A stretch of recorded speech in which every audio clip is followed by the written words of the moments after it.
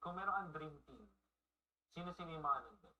Para sa akin po, ito na yung dream team eh. Dahil dream ko mag-champion. Gano'n ka-importante para sa Omega, sa organization, itong MPL-PH Team 6 na manalo sila bilang champion?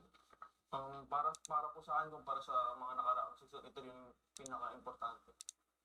Kasi iba na yung dinadala naming pangalan. Hindi na katulad dati na. Ngayon, sobrang laki na nung dala-dala naming pangalan sa MPL. Bibigyan tayo ng chance na kausapin itong trophy na ito. Ano yung sasabihin mo?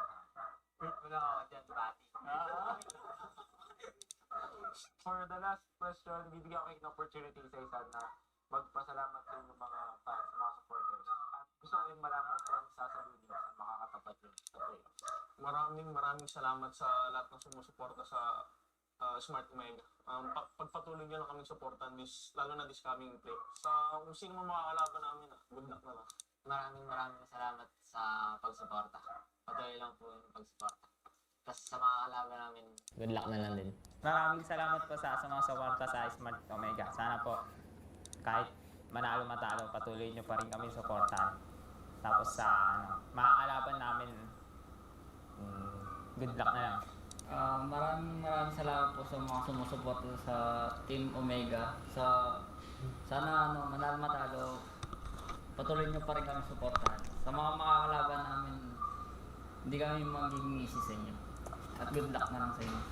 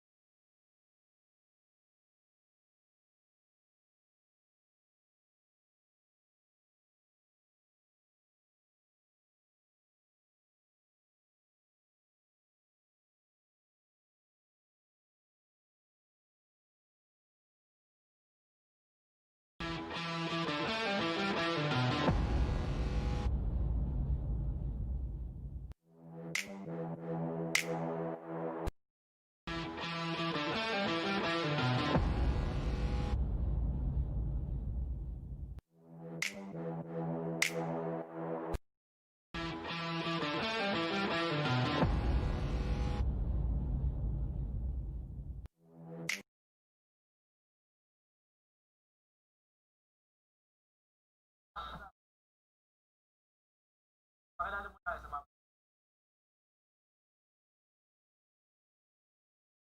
Tank support and the captain of Hi, I'm Jay. Ang support din ako. I'm kind of ako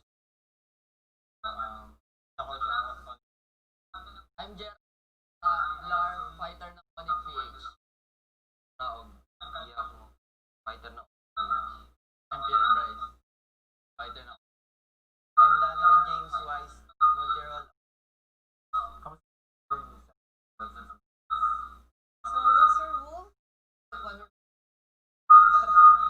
So about the during this 6, I'm na mas and season 5 dahil yung mas bigger na siya mga kalaban mas malalakas na and mas mauutak na compared before. Mapapansin nyo yung training namin from week 1 is medyo naging stable and medyo nahihirapan kami mag-adjust. But despite mas mga na-experience namin this past few weeks, yung training namin mas nakakadap kami. What do you think, Coach? Like, Ano yung mga maharap sa inyo? PH pa rin, tsaka rin. Pero how you plan na lagpasan ang dalawang obstacle? Siguro tiwala lang sa isa't isa kasi gaya ng mga previous season. Season 4 against Sunsparks ng finals and season 5 against PH ng finals din na umabot kami ng finals. So, ayun, nagditiwala pa rin ako na kaya namin umabot ng finals at kaya namin champion. Okay, Wise. Paano yung nag-prepare ngayon para sa playoffs? Ginagawa namin is double or triple effort talaga. Lalo ngayon na nabanggit ng captain namin na lahat malakas ng kalaban namin. Ngayon kasi may ano na kami, management na tumutulong sa amin kung ano yung mga dapat namin gawin. Okay, Dilar. Meron ka bang gustong makaharap sa mismong finals nyo? Sino yun? Kung meron, sinong team yun? Siyempre yung Aura PH kasi 2 beses na namin sila nakatapat nung season 4 tas season 5, di ba? Siyempre, masyado na sila sumusobre. At sa kanila nilelegan eh. Kaya, yun, gusto ko talaga sila nakatapat. Sa tingin mo, observing the other teams, sino yung top 3 ng best performing players ngayong season? Para sa akin talaga si Gymnast yung pinaka-number 1 eh. Throughout the season, feel ko talaga malaki na ambag niya sa next play. Venus, what does it mean para sa Onic PH na maging champion this season? After being back-to-back first placer from season 4 and season 5, and yung expectations namin ng mga tao ngayon is mas doble na. So winning season 6 means everything para mapatunayan namin na talagang kaya namin. Mapatunayan namin sa mga taong dumuda sa amin na hindi namin kaya. Jay, if there's anything na gusto mong sabihin sa trophy na to? Gusto ko lang sabihin sa trophy ng MPL Season 6, matataas din kita ulit. Sige, for one last time, gusto kong hingin namin yung gusto nyo sabihin sa fans ninyo at sa mga makakatapat nyo sa playoffs. Para sa mga fans namin na talagang sumusuporta sa amin, maraming salamat sa inyo. Sana huwag kayong magsabang suportahan kami, especially to my friends, family, and sa BY Spam. And para sa mga makakalaban naman namin, maghanda kayo dahil mas naghahanda kami. Sa mga sumusuporta sa amin, Onic PH, maraming salamat and sana masuportahan nyo kami hanggang playoffs, hanggang matapos si playoffs. And sa mga makakalaban namin, numanda na kayo at alam namin na kami ang magcha-champion. Sa lahat ng sumusuporta sa Onic PH tsaka sa akin, maraming salamat. Sana suportahan niyo kami this coming playoffs. Tsaka sa masasabi ko sa mga makakalaban namin sa playoffs, maganda na kayo. Kasi kami puro TikTok lang eh. Tingin sa mga sumusuporta sa Onic PH, sana suportahan niyo kami hanggang sa dulo. Sa mga susunod naming laban, maraming salamat sa inyo. Sa mga makakalaban namin, maganda na kayo. Gusto ko lang magpasalamat sa fans ng Onic PH. Salamat sa walang sawang suporta. Tsaka gusto ko rin magpasalamat sa Logo Express tsaka Cebuana Lulier. Dahil sa inyo, araw-araw kaming motivated. Sa mga kalaban naman namin, magandaan na kayo. Thank you sa mga Onic PH fans na laging positive yung comments, lagi na yung nababasa yan. Dahil sa inyo, mas lalo kaming nagiging motivated maglaro. Patuloy nyo lang kaming suportahan. And sa mga kalaban namin, good luck and have fun. Sa mga fans ng Onic PH, maraming salamat sa inyo. Sana supportahan nyo kami sa darating na playoffs ng MPL-PH Season 6. Sa mga makakalaban namin, magandaan na kayo, lalong-lalo na kay Dai. Mainit. Yun, maraming salamat, Onic PH. Of course, most relentless team. At third times the charm na ba para sa Onic PH? Abangan yan sa playoffs.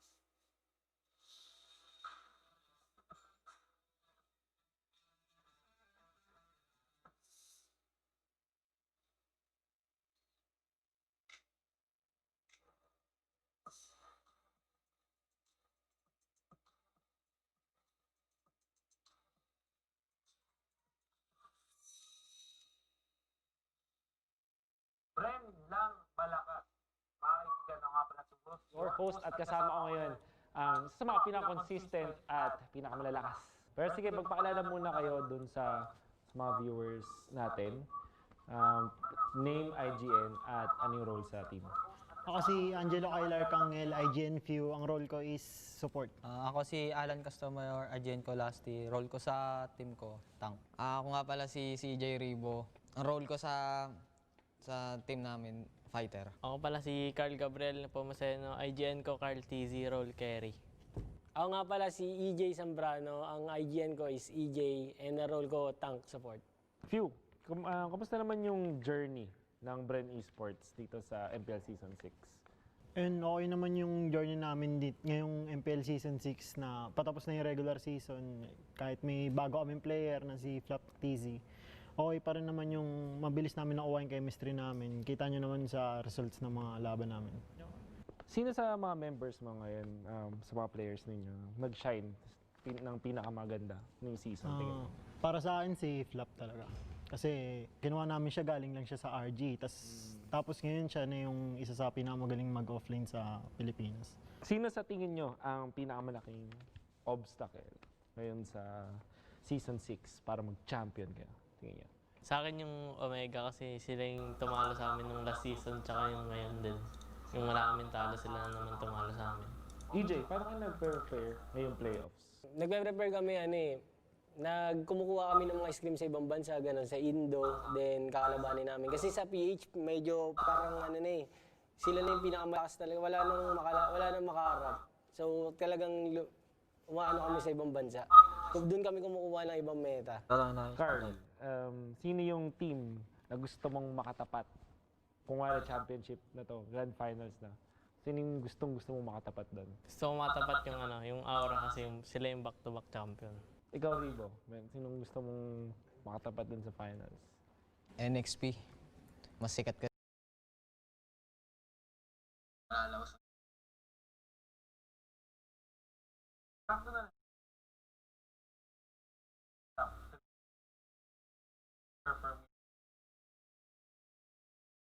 Top 1 na.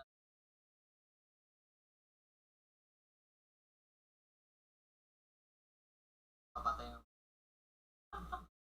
top 2 kasi yan. Top 1 daw pinakamagaling Legit. Tapos top 3 ko si Carl. Magaling sana kaso sobrang tamad.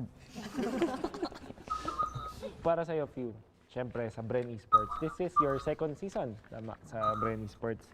Gano'n ka-importante para sa organization mo na makuha at mag-champion dito sa MPL?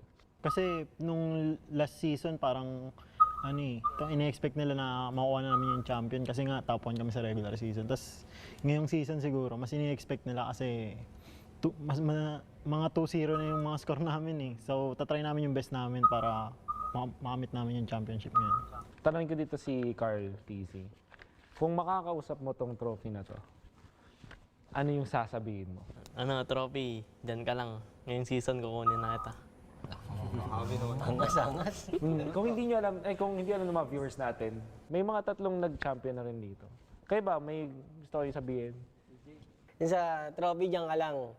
Makakuha ka na naming 6. Lahat makakuha ka na namin ng Bren Esports. Babalik ka na ulit sa amin. Sige, for one last time, gusto kong kausapin yung mga fans nyo, magpasalamat kayo, or kung may gusto mo na kayo sabihin sa mga fans, pati na rin sa mga katapat nyo sa playoffs. And sa mga kalaban namin sa playoffs, maganda kayo kasi mas pag-aandaan namin kayo, hindi na kami mag-choke sa playoffs. Tapos sa mga fans, salamat sa mga sumusuporta palagi, kahit minsan natatalo kami, nandiyan pa rin kayo. Sa mga kalaban namin sa playoffs, ready na kayo. Dudurugin namin kayo. Kaya sa fans namin, kahit natalo kami ng isang beses, nandyan pa din kayo sumusuporta sa amin. Maraming salamat. Sa mga sumusuporta sa Love sound check, dyan lang kayo. Sa mga kalaban namin sa playoffs, pagandaan nyo kami. Sana next play agad para laglag agad yung mga EI sa MPL. Tapos sa mga sumusuporta sa amin, dyan lang kayo dudurugin namin next play kung sila mga tapat. Sa sumusuporta sa Bren Esports, maraming salamat. And wag sana kayo magsawang sumuporta sa amin. Ayun lang. That's been Bren Esports, na the best teams dun sa MPL Season 6 regular season. At kaya na ba nilang mag-champion this time? Abangan natin yan sa playoffs.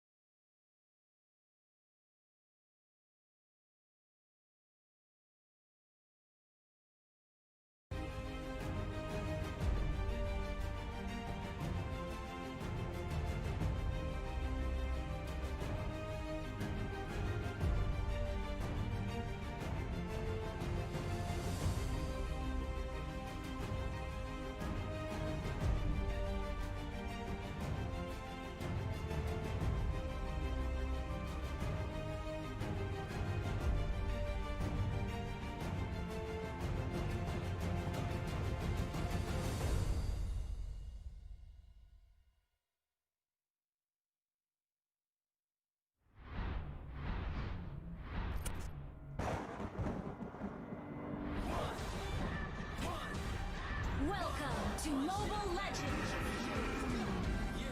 I was building on a lecture. 5 seconds till the enemy reaches the battlefield. Working on a plot and a scheme. The true stock trademark is at the edge of your dreams. I'm talking one shot for the kill. Freeze up, straight drop for the kill. Taking over pieces and shares. A ball big sky high. Check the movement is here. Yeah.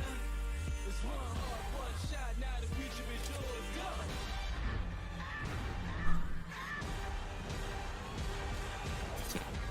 One shot. Now the future is yours. Legendary. Habol dito, Raflisha, buhay pa rin. May lamang papatay dyan galing sa Onic. And it's gonna be ang sunod. Ito na ba ang pagbangon ng api? Naku po, si Jay, yung gulo. Pero here comes the initiation. Wala nang gusyon. Yes, wala nang gusto kang may mawawala pa. Sino nga ba yun? Jay dito mukhang makakatakas. Pasok, oh my Venus, flicker in. Ganon kalupit ang reyna ng Onic. Wala siyang pake. Pero may kasi has been noticed by the... Oh my... Napapalibutan ka na natin! Napapalibutan na po! Ito na nga ba? Malalaman na ba natin ang kampiyon sa Oh my goodness! Flicker out si Few. Ito na, mga kaibigan, ang unang ng... Oh, naku po! Tinamaan na naman! May magnet, tol! Na muna siguro, dahil si Renny J sa likod, siya na lang pa. Almost a wipeout. Is it a wipeout? It may be. This is looking very strong. So with the Bren of the Ocean, double kill. Yung Lancelot, pero si Wilda muna yung nawala. Sino ang bawal? Nawala si H2! Ang bida nagpabubugbog daw sa una, pero ito nakakaya dahil ang NXP Solid ay unti-unting nawawala. Si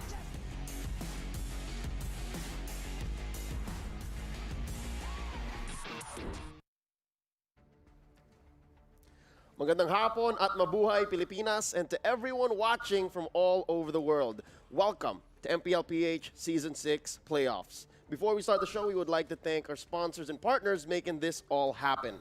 Thank you so much to Smart, our official telco partner. Squad up and rank up and keep up with your favorite teams as Smart powers up your game with free games for all. Get up to 14 gig for Mobile Legends and Facebook Gaming for 7 days. Simply download the new GigaLife app and choose free games. Thank you as well to Realme. The Realme 7 series is now available nationwide. Join the revolution and own the fastest charging smartphone in the country. Like and follow Realme on social media to know more. Thank you as well to our official sponsor, Gillette. Get free diamonds with purchase of Gillette's Mach 3 Razor, Vector 3 Razor, or Blue 3 Simple 4s pack in select Pure Gold doors nationwide. As well, our partner in Esports, PayMaya. Get free 50 pesos credits for PayMaya when you download and register using the code MLBB. Terms and conditions apply. Thank you as well to TikTok, our partner in Esports. You can watch the MPL-PH Season 6 playoffs live via TikTok, kaya download na. And as well, thank you so much to our official gaming headset partner, Logitech G, here like a pro. This is all powered by Moonton, and just in case you didn't know, now you know. We've got an awesome event coming up right after the MPL, starting October 26th to November 13. You can get your hands on this limited edition skin from Fort Terizla from Moonton for free, all right? Just follow the in-game instructions. Make sure you log in, play, and get your spins. After 10 spins, it's a guaranteed skin, so get in on that, all right? So, once more, ladies and gentlemen, welcome to the panelist desk. It's an awesome pre-show here for you. My name is Leo. Kasama natin dito ngayon, Chin Valdez at Paulo Expert. And boys, today, we are about to make history. These matchups, they spell so much. Sobrang action-pack niya. Pinag-uusapan pa lang natin. Kinikilabutan na ako. But first, let's look back at the days that have come to pass. Kahapon, NXP versus Bren. Yes. Aura versus Onic. The stories tell themselves. You were there, Chin. Yeah. Kumusta ang day 2 ng playoffs? Actually, I was actually expecting more sana from yesterday, like from both games. Like, I didn't expect a 3-0 day. Yeah. As in 3-0 and then 3-0. Parang, what? Talaga? Ba't ganun yung nangyari? I was expecting a little bit more. Pero, I think ano din eh, like some of the teams that even made it through from yesterday, they were still holding back pa. Yeah. Yeah. So I think they have more prepared pa. Like I'm sure naman na Onic didn't prepare just for Onic didn't prepare just for Aura. I'm sure they prepared for everyone else here in the playoffs. So I think meron pa silang mga ibang strategies na tinatago. As well as Bren, of course. You know, I think they wouldn't unleash their secret weapon just yet. Yeah. Dahil nga na 3-0 nila yung kalaban nila kahapon, 'di ba? Wala silang kailangan bagong ipakita kung gumagana naman yung draft nila. Both Bren and Onic. Yes. So they could still be hiding something talaga, no. May pinakita si Madam Venus na bago, I guess, with the Eudora, yung Bren kadita. Yes, That's something new. Yeah. Yes. Pero there's more. Katulad ng sinabi ni Carl Tizzy sa interview nila, that is not yet 100%. You know, that is not Bren's 100% yet. But you know what is 100%? I mean, mababanggitin to mamaya. Carl Tizzy is actually 100% win rate on Lancelot. Wow. 12 games, tama? Yep, there you go. The numbers speak for themselves. But speaking of numbers, we are looking to fill these out, ladies and gentlemen. Today, we are going to be witnessing the semifinals. Magsimula tayo sa Execration versus Omega. It's going to be a best of 5. And then later on, Onic versus Bren. It's going to be the battle of black and yellow. Sino nga ba talaga ang tunay na malakas? Yep, and sino nga ba talaga ang mas malupit na 3-0? To be honest, I think yesterday, kasama mo si Midnight, yes. Despite the 3-0, I think it's safe to say that we were all expecting so much more from NXP. Right. And even in the post-show discussions, even in the Facebook statuses, lahat na pinag-uusapan, parang now that they're out of the playoffs, we're looking back and saying, parang meron nga talaga sa NXP. Like, there could have been more. Right. I mean, putting aside all of the threats of a new metagame shift, of new strategies that may come out, parang we kind of miss the potential that could come out from this rookie team. Well, you could look at it this way. Pati rin naman ng Aura na 3-0 din sila ng ng Onic, yes. di ba? Yes.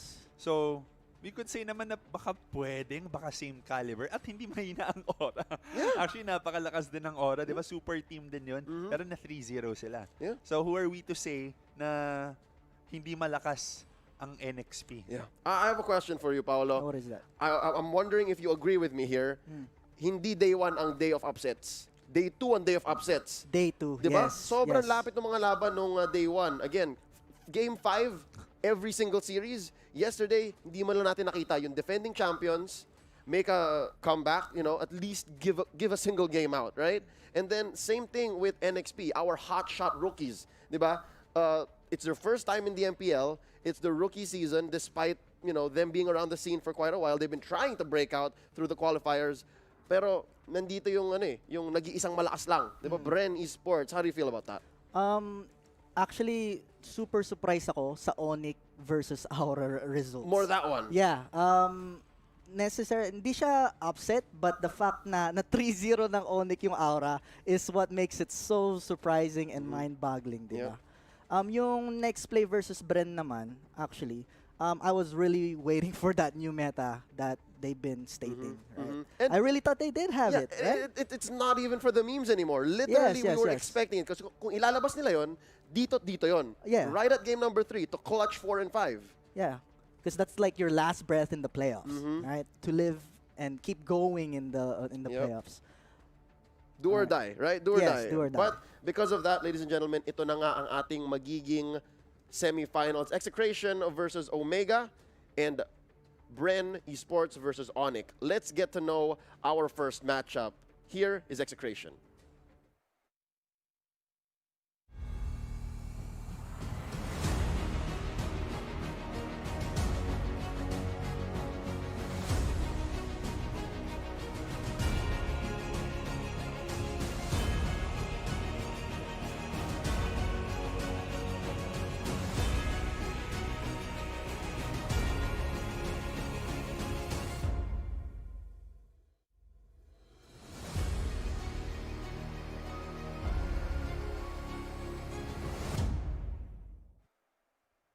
Ladies and gentlemen, Execration pegged as possibly the most chaotic team coming out of the playoffs.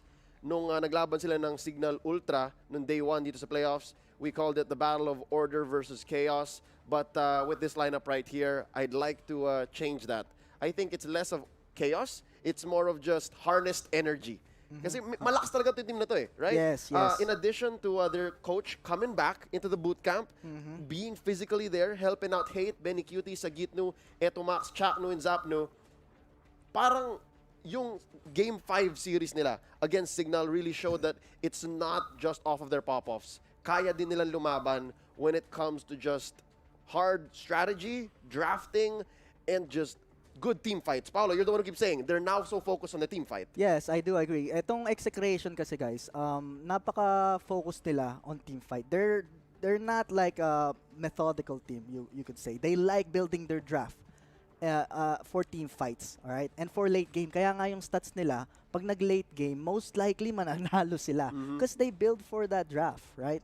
So that's their win condition, okay? Win team fights, don't let the enemy team micro-play you. One more thing I think that came out of the playoffs na ngayon lang natin napansin, Chin, sila lang ang kayang magkaroon ng side lane marksman na successful. Right, sa kamay ni Benny Cutie, if ever, diba? Actually, this whole semifinals, I'm looking for or I'm expecting pretty solid and solid and wild drafts, if you get what I mean. Na just crazy enough to work. Yes, exactly. From all 4 teams for today, actually, yun yung hinihintay ko talaga. And Execration, they have a very deep hero pool. Again, 43 chosen and played over the regular season. But their opponents, more of the fundamentals. You'll know what I mean when we introduce them. Ladies and gentlemen, Omega.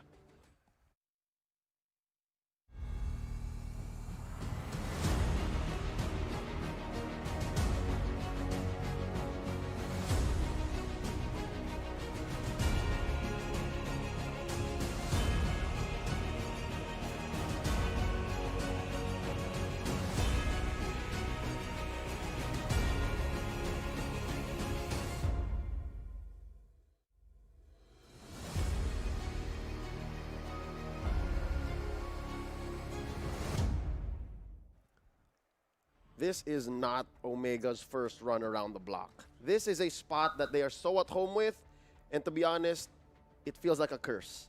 Season after season, Omega has failed to make it into the grand finals, and it's the same for Execration as well. So that introduces now a very interesting storyline, no? For sure, we're making history because one of them is going to be facing off against either Bren or Onic for the Season 6 title. Off of the back of Hajizi, Toshi, Curtizi, Hayes, Clutch Time Kenji, and Mr. Fundamental Heath. Yan ang mga mukha ng potensyal na makakarating ng Grand Finals. Is it their time? Paolo, I gotta ask you, man, Toshi, the other day, he was playing Alice and he was also playing Freya. One of them just did not work out. Yeah, yung Alice medyo okay pa, but the Freya pick, it felt like it did not make a big impact. Just my opinion at least, all right? But they made it work at the end.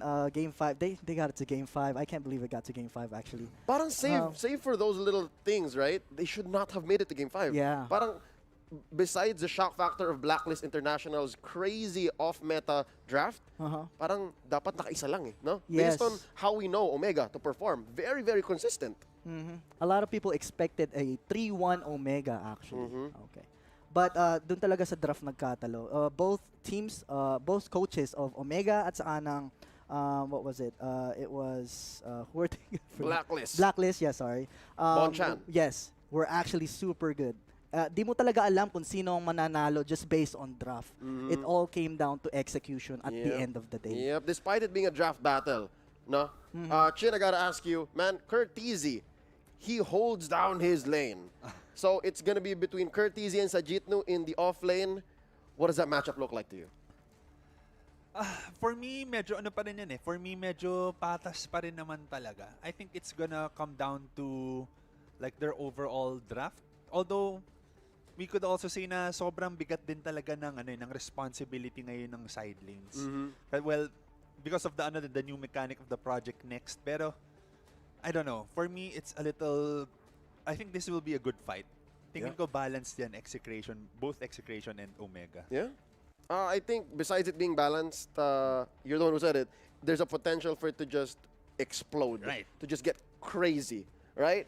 And because to break that balance, yun talaga dapat eh. I Dapat mean, hindi medyo- pwede, kasi pag sinabi mong balance eh, patas lang yung laban, it could go 50-50.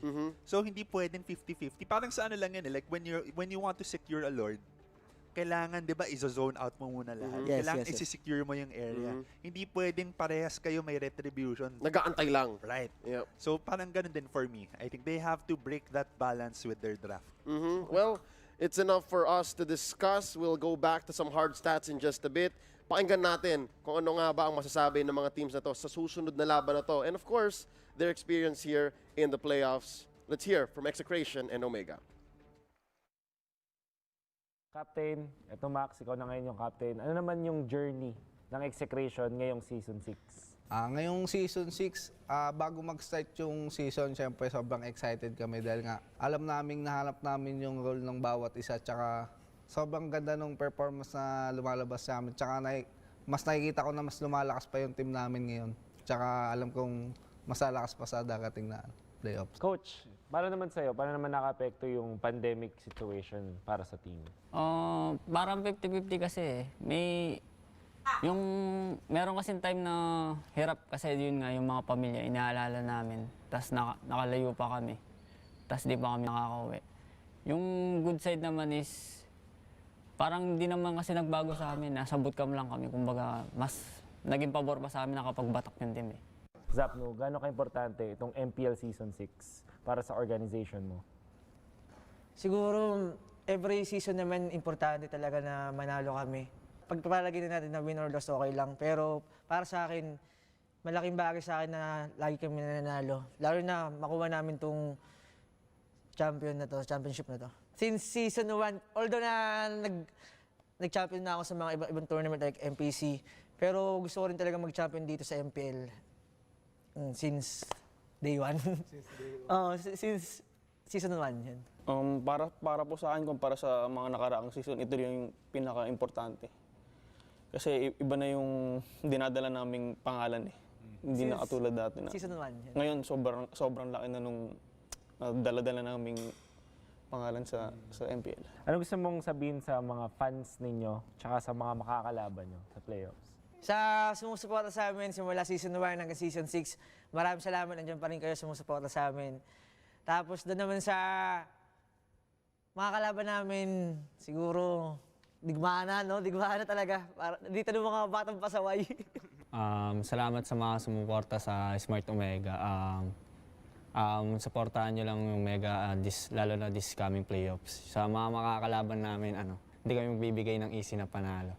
Tsaka sa mga kalaban namin siguro, may panahon pa kayo para umatras.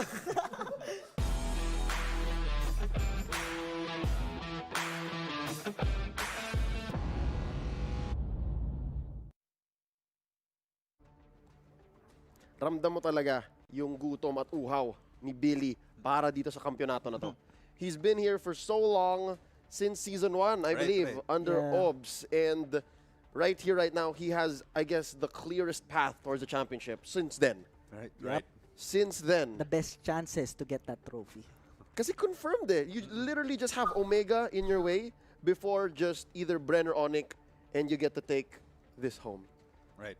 I mean, how crazy is that na yung gustong-gusto ni Zapno, yung kailangan ni Billy ay nandito sa tabi ko. Ladies and gentlemen, on the other side, it's Kenji and Hayes. One of them actually has had this come home with them. That's Hayes. From day 1 also. Yes! But for Kenji though, natikman niya na yung ginto.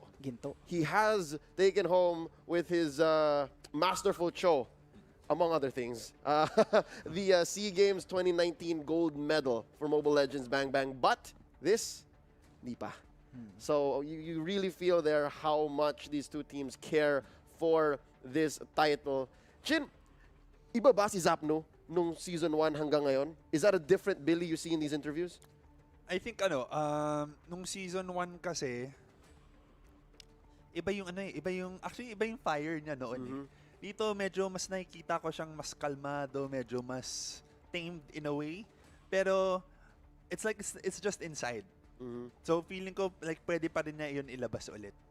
We'll see. Maglalaro ba si Zap, no? then when I say na it's here lang inside din na ilalabas niya, hindi naman necessarily like on the battlefield. In game. Yeah, not Yes. necessarily in game. Like he's there kahit in spirit, kahit yung ganito lang, nasa table lang sila. Ramdam mo. Sobrang laking ano na yan, sobrang laking influence at impact na yan for a team. There you go. And that's something that you can't put into numbers. It's something that you can't write down. It's something you feel. And we can only really imagine how it's like at the Execration Bootcamp for one Billy Alfonso. But for now, let's look at the numbers. That's something we can actually digest, something that makes sense when you read it and look at it.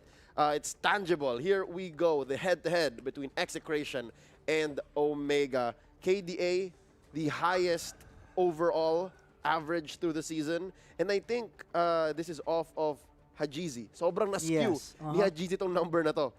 Because he has like a 9 KDA. Crazy. 9 point something. Okay. Ridiculous. Yes. So that's definitely undeniable. Mhm. Hajizi, the prodigy. Looking at their match win rate, pretty close, but Omega has the lead here. First blood counts. Omega dwarfing Execration twice as much. Wow. So you do 4 team fights, parang tatlo dun ang mga first blood Omega. Mhm. More times than not, but look at this. What does this mean?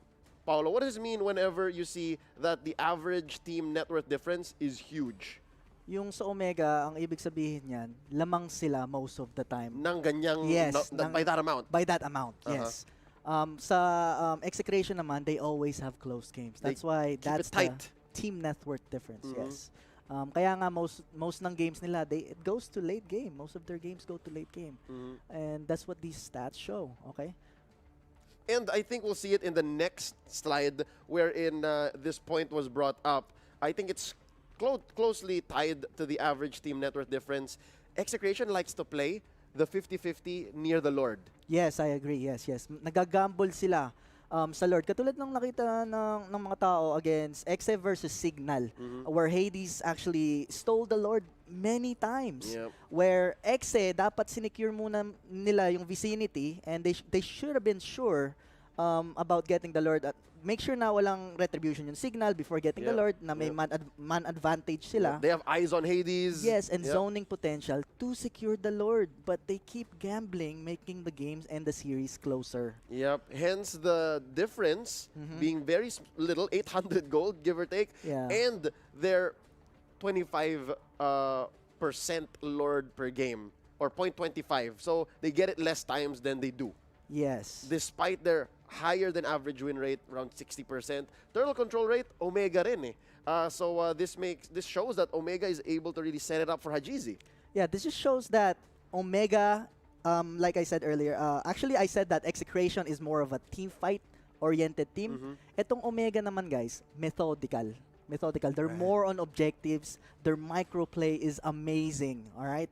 And that's what also these stats show. Kaya mas marami silang turtle, more lords as well. But this actually surprises me.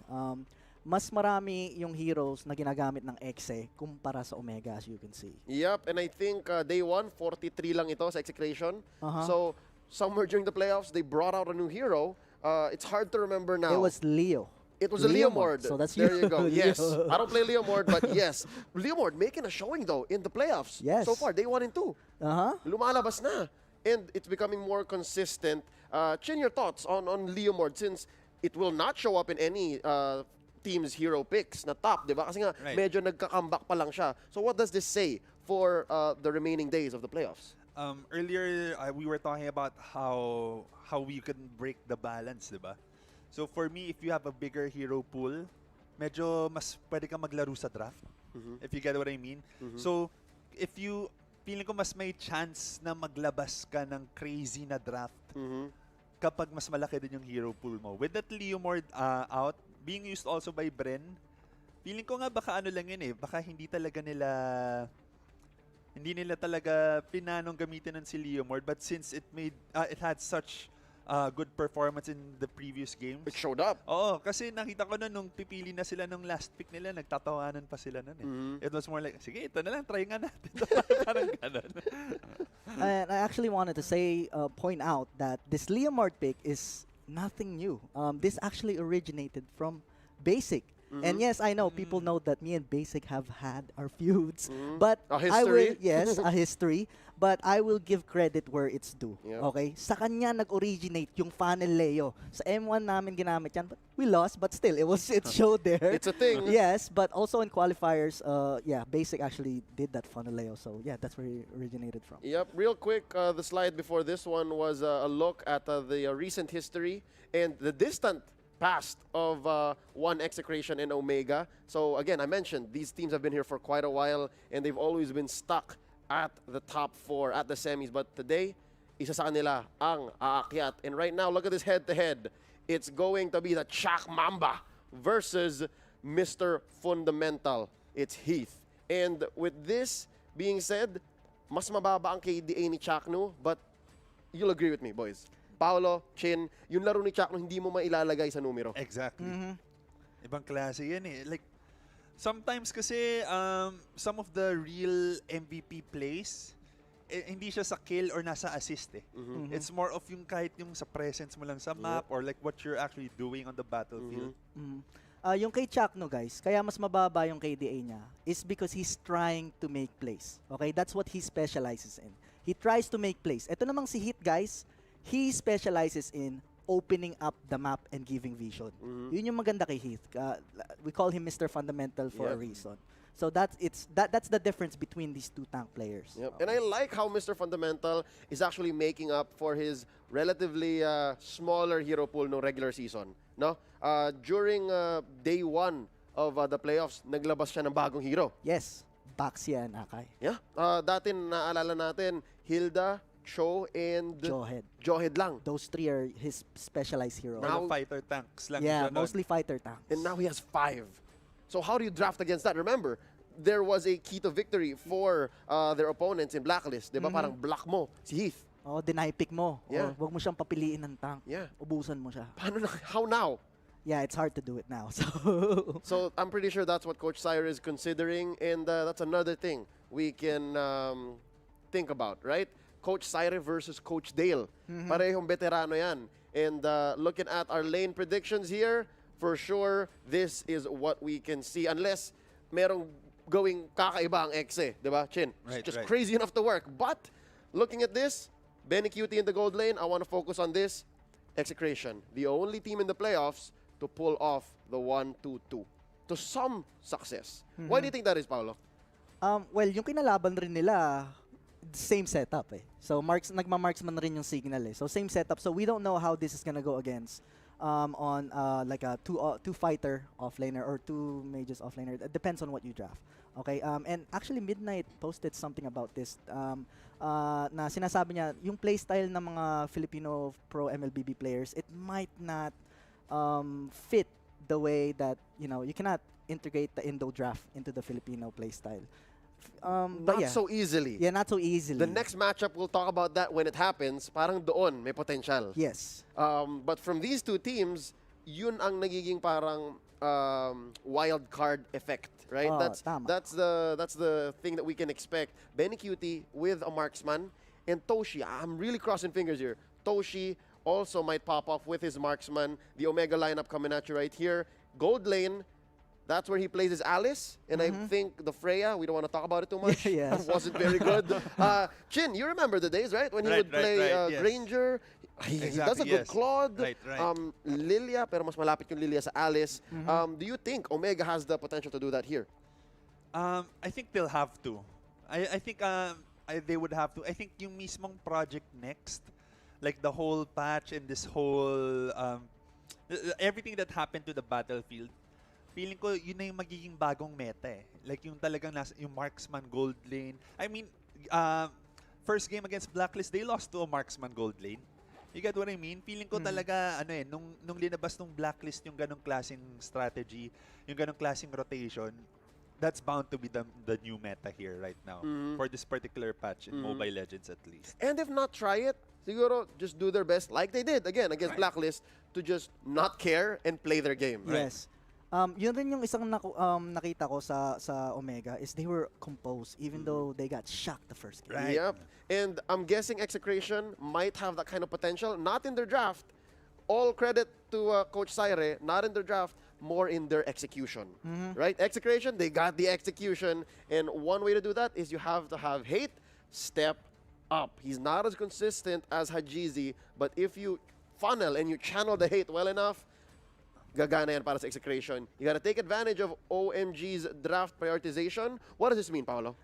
Dun sa take advantage of OMG's draft prioritization, we noticed na nung kinalaban nila yung Blacklist, puro fighters yung dinadraft nila sa una. Pinaprioritize nila yung mga fighters. So this might be an opportunity for Exit to take advantage of that and maybe, again, ban out Heath kahit na may 2 additional extra heroes siya. Maybe.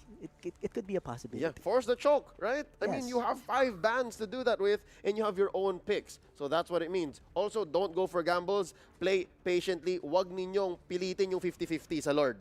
Do not have that happen again, especially with the Hades situation. Dito, I'm guessing it's with the Hajizi situation now. Yes, and yes, the Haze, it's just as likely to happen. Yeah. Haze, Hajizi, and even Heath. Also, know their win conditions. Ibig sabihin ba nito, make use of their scaling draft? Kasi parang doon sila malakas. Di ba parati natin sinabi, pagkatapos sila mag-draft, uy, maganda late game nito. Oh, Right, tama, right. oo.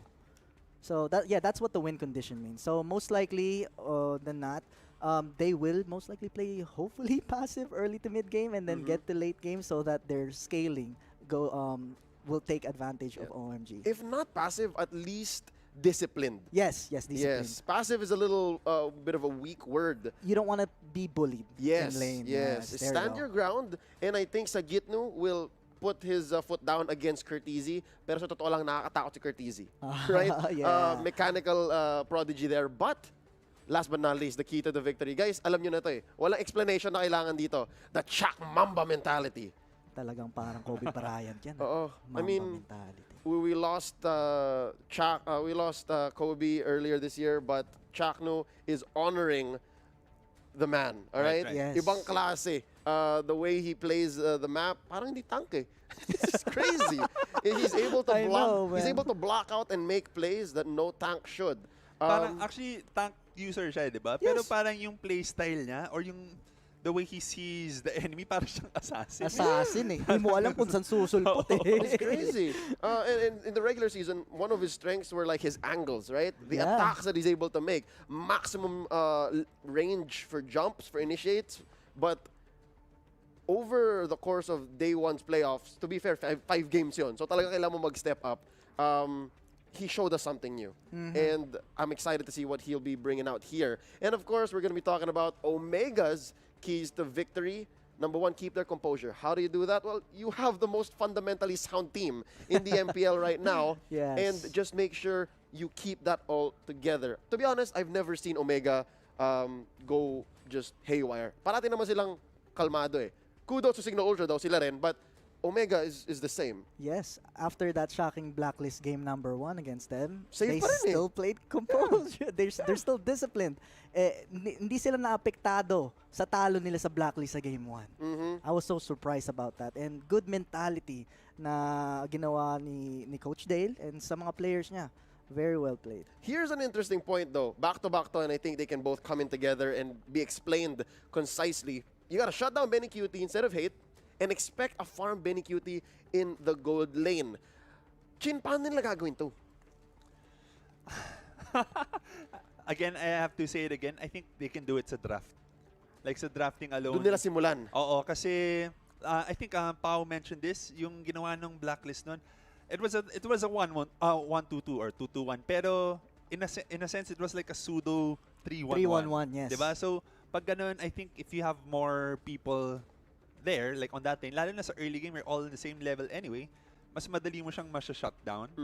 And also to add lang din, instead of Hate also, kasi let's face it, meron talaga siyang tendencies right now to be very, very, very inconsistent. It's either he's on or he's off. To not be there. Okay, so there's that chance na he won't be there. Diba? So another thing you could do is, aside from Benny Cutie, is just always have an idea of where Chakno is. Kahit yung ano lang, even if you just watch his videos, you'll know eh. You'll know kung saan yung mga favorite bush niya. Tendencies. Yes, Mga habits niya, no? Habits. Yes, exactly. Habitat ni Chakno. Yeah. Where the Chak Mamba hangs out, right? Right, exactly. Okay. All right. And one more key to victory here is to avoid brawl-type team fights, which I think, is what Execration does well. So, iwas na lang. Thief. Avoid it. And last but not least, focus on objectives. Now, this one's a little harder given that Execration is going to be all in on you. At least 3 or 4 of them, with Chaknu possibly behind real quick. It's going to be hard to focus on objectives. But, real quick, Paolo, explain to us, what does that mean to focus on objectives? Ito kasing Exe, mahilig silang mag-group up, lalo na pag nagagank sila. Okay? Their microplay is not as good as Omega, as Bren. Like I said, they're not as methodical. But it's not necessarily a bad thing, alright? It's just a strength that they have, okay? The methodical play, that's, I would say it's more Indo style in the methodical play, and then more PH style on the team fight type of way. But yeah, that's what I mean by focus on objectives. Just keep their methodical mentality for OMG. Yeah. If anything, there's a real big difference here. I think Omega is more strategic. Kasi papasok pa lang sila sa draft, alam na ni Dale kung anong gagawin niya eh. On the other hand, Syre, leading Execration, they're more tactical. They make the decisions as they come. Just like, again, as tactical as it gets. Do we go 50-50, coach? I don't know if it's Syre's call, right? Yeah. Chances are, or maybe even Chaknu's call. Siguro sabi ni Chaknu, sige, take it. Because, to be fair, as risky as it is, ladies and gentlemen, Chaknu has stolen a Lord. Yes, this yes, playoffs. yes. Sa Signal, na last hit niya yung Lord with Kufra, I believe. With concussive blast. Yeah. For sure, it was off of a... Or the ulti, I'm not sure. or a basic, just... Pwede naman. But yeah, that being said, ladies and gentlemen, sobrang init na laban na to. Hopefully, you can stay with us for just a little bit more. We are setting up the draft.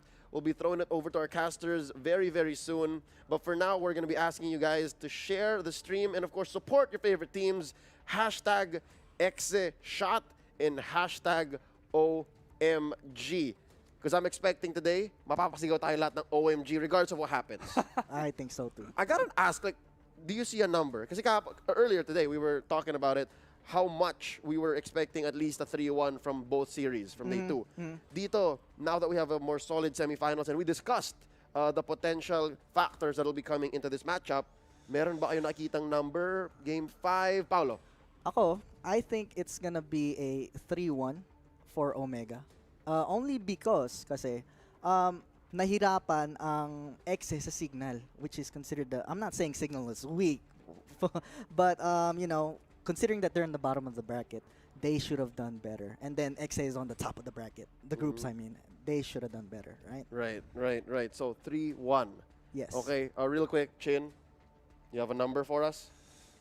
Not really. I'm thinking baka, I think I'm still looking for a game 5, I think. Oh, okay. Game 5? For Omega and Execration. I don't know. You can't say? I don't know pa. Okay. Kung Execration or Omega. All right. I think I mentioned this before we started, pero for me, I think Execration is stronger. Ibang klase, no? I think mas malakas ang yun na, yung isa sa mga keys to win nila is if Hate steps up, right? If that happens, tingin ko matatalo ang Omega. I agree. There's a big chance. Yeah, I do agree. But if Hate keeps playing the way he does, I just don't We'll see. see. We'll see. I'm so nervous for Hate. Ladies and gentlemen, simulan na natin to. Wag na nating patagalin pa. It's going to be a best of 5 between Execration and Omega. Are you ready? Here we go. Hashtag Exeshot. Hashtag Exeshot. Hashtag Exeshot. Exeshot. Hashtag Exeshot. Omega non. Go Omega. Go Omega non. One big fight. Let's go Omega. Omega non. OMG. Go Smart Omega! Omega nun! Hashtag Exeshot versus hashtag OMG. For the first time in forever, isa sa kanila ang makakarating sa Grand Finals. Kami po ang inyong mga kasama for today. Ako si Manjit Faldas. Kasama ko ngayon si Rob Luna. Rob Luna, gaano ka ka-excited para sa laban na to? Excited. Bukod sa excited, kinakabahan at the same time. Kasi, kumbaga, sa mga lumang format natin, the MPL, ladies and gentlemen, this is para na rin siyang upper and lower bracket finals. Wala tayong upper and lower, pero ganito yung pakiramdam. Yes, nag-a-agree ako sa'yo dyan. Yung pakiramdam na pwede ka nang agad matanggal. And naramdaman to actually ng dalawang teams natin nung Thursday. Which is actually pwede ring advantage para sa kanila dahil pwede nilang aralin bigla yung alam nilang next na makakalaban ng isang araw. So for sure, nagkaroon ng preparation itong dalawa. Unlike sa mga teams na nanalo kahapon. Totoo, I Diba? agree. Ang Bren at saka Onic, isang gabi lang ang preparation. Pero dito, I think, Rob Luna, napag-usapan dito ng ating mga panelists na baka umabot na naman tayo ng 2-day event. Yes, exactly. Parang hanggang alauna. So make sure, ladies and gentlemen, ay naka-ready na. Yung inyong, bukod yung snack nyo ngayon, ngayong hapon, meron na rin kayong pang midnight snack. Kasi talagang mainit itong magiging laban natin dito. Execration and Omega. Omega nun pa nga yung iba eh. Yung iba eh, kasi talagang nabibilib. Napapa-OMG sila sa galaw ng Omega. For sure, maraming tayong mga fans na iniscan na yung mga QR codes na nakita nila kanina for the Execration side and ngayon naman sa Omega side para mapakita ang inyong suporta para dito sa dalawang teams na to. Gusto ko yung pinag-uusapan ng mga panelists natin kanina na ang daming kailangan i-check nitong dalawang teams na to para makuha nila ang victory. Para sa Execration, kailangan nila yung win condition lagi nila ng late game. Omega naman, medyo iba yung style nila eh. Hindi sila yung type na gera eh. Mostly, sa lahat ng stats na nakita natin, low-scoring game lagi ang Omega. Oo, Madalas. That's Oo. where nga yung fundamental na nanggaling kay Heat. Kasi para kung iisipin mo kasi, Execration, they are superior in terms of team fight. Oo. Pero most of the time, the team fight happens around mid to late game. Oo. Pero kasi yung early game advantage ng Omega, yun yung literal na lamang nila dito for Execration as they are the one who makes the tempo, and if Omega could be able to hold it up until mid-game, kadalasan sinasasara na nila yung laro from there. So, Execration dito, kung nakita natin or nabasa doon sa mga parang winning condition nila, meron silang part doon that they need, or rather, yung Omega, meron sila doon na kailangan nila i-shutdown si Benny QT, and for Execration naman, kailangan mag-step up ni Hate. Yeah, ang daming mga actually, feeling ko hindi lang din si Benny QT at saka si Hate parang this time, pag nasa semifinals ka na, parang lahat na kayo dapat mag-step up no? Siguro may mga pangalan lang tayo na nakikita na, again, madalas na, for example, sa side ng Execration, they're really depending on the damage output ni Hate, na medyo, pag dumadating sa game, siya talaga yung tina-target ng mga kalaban.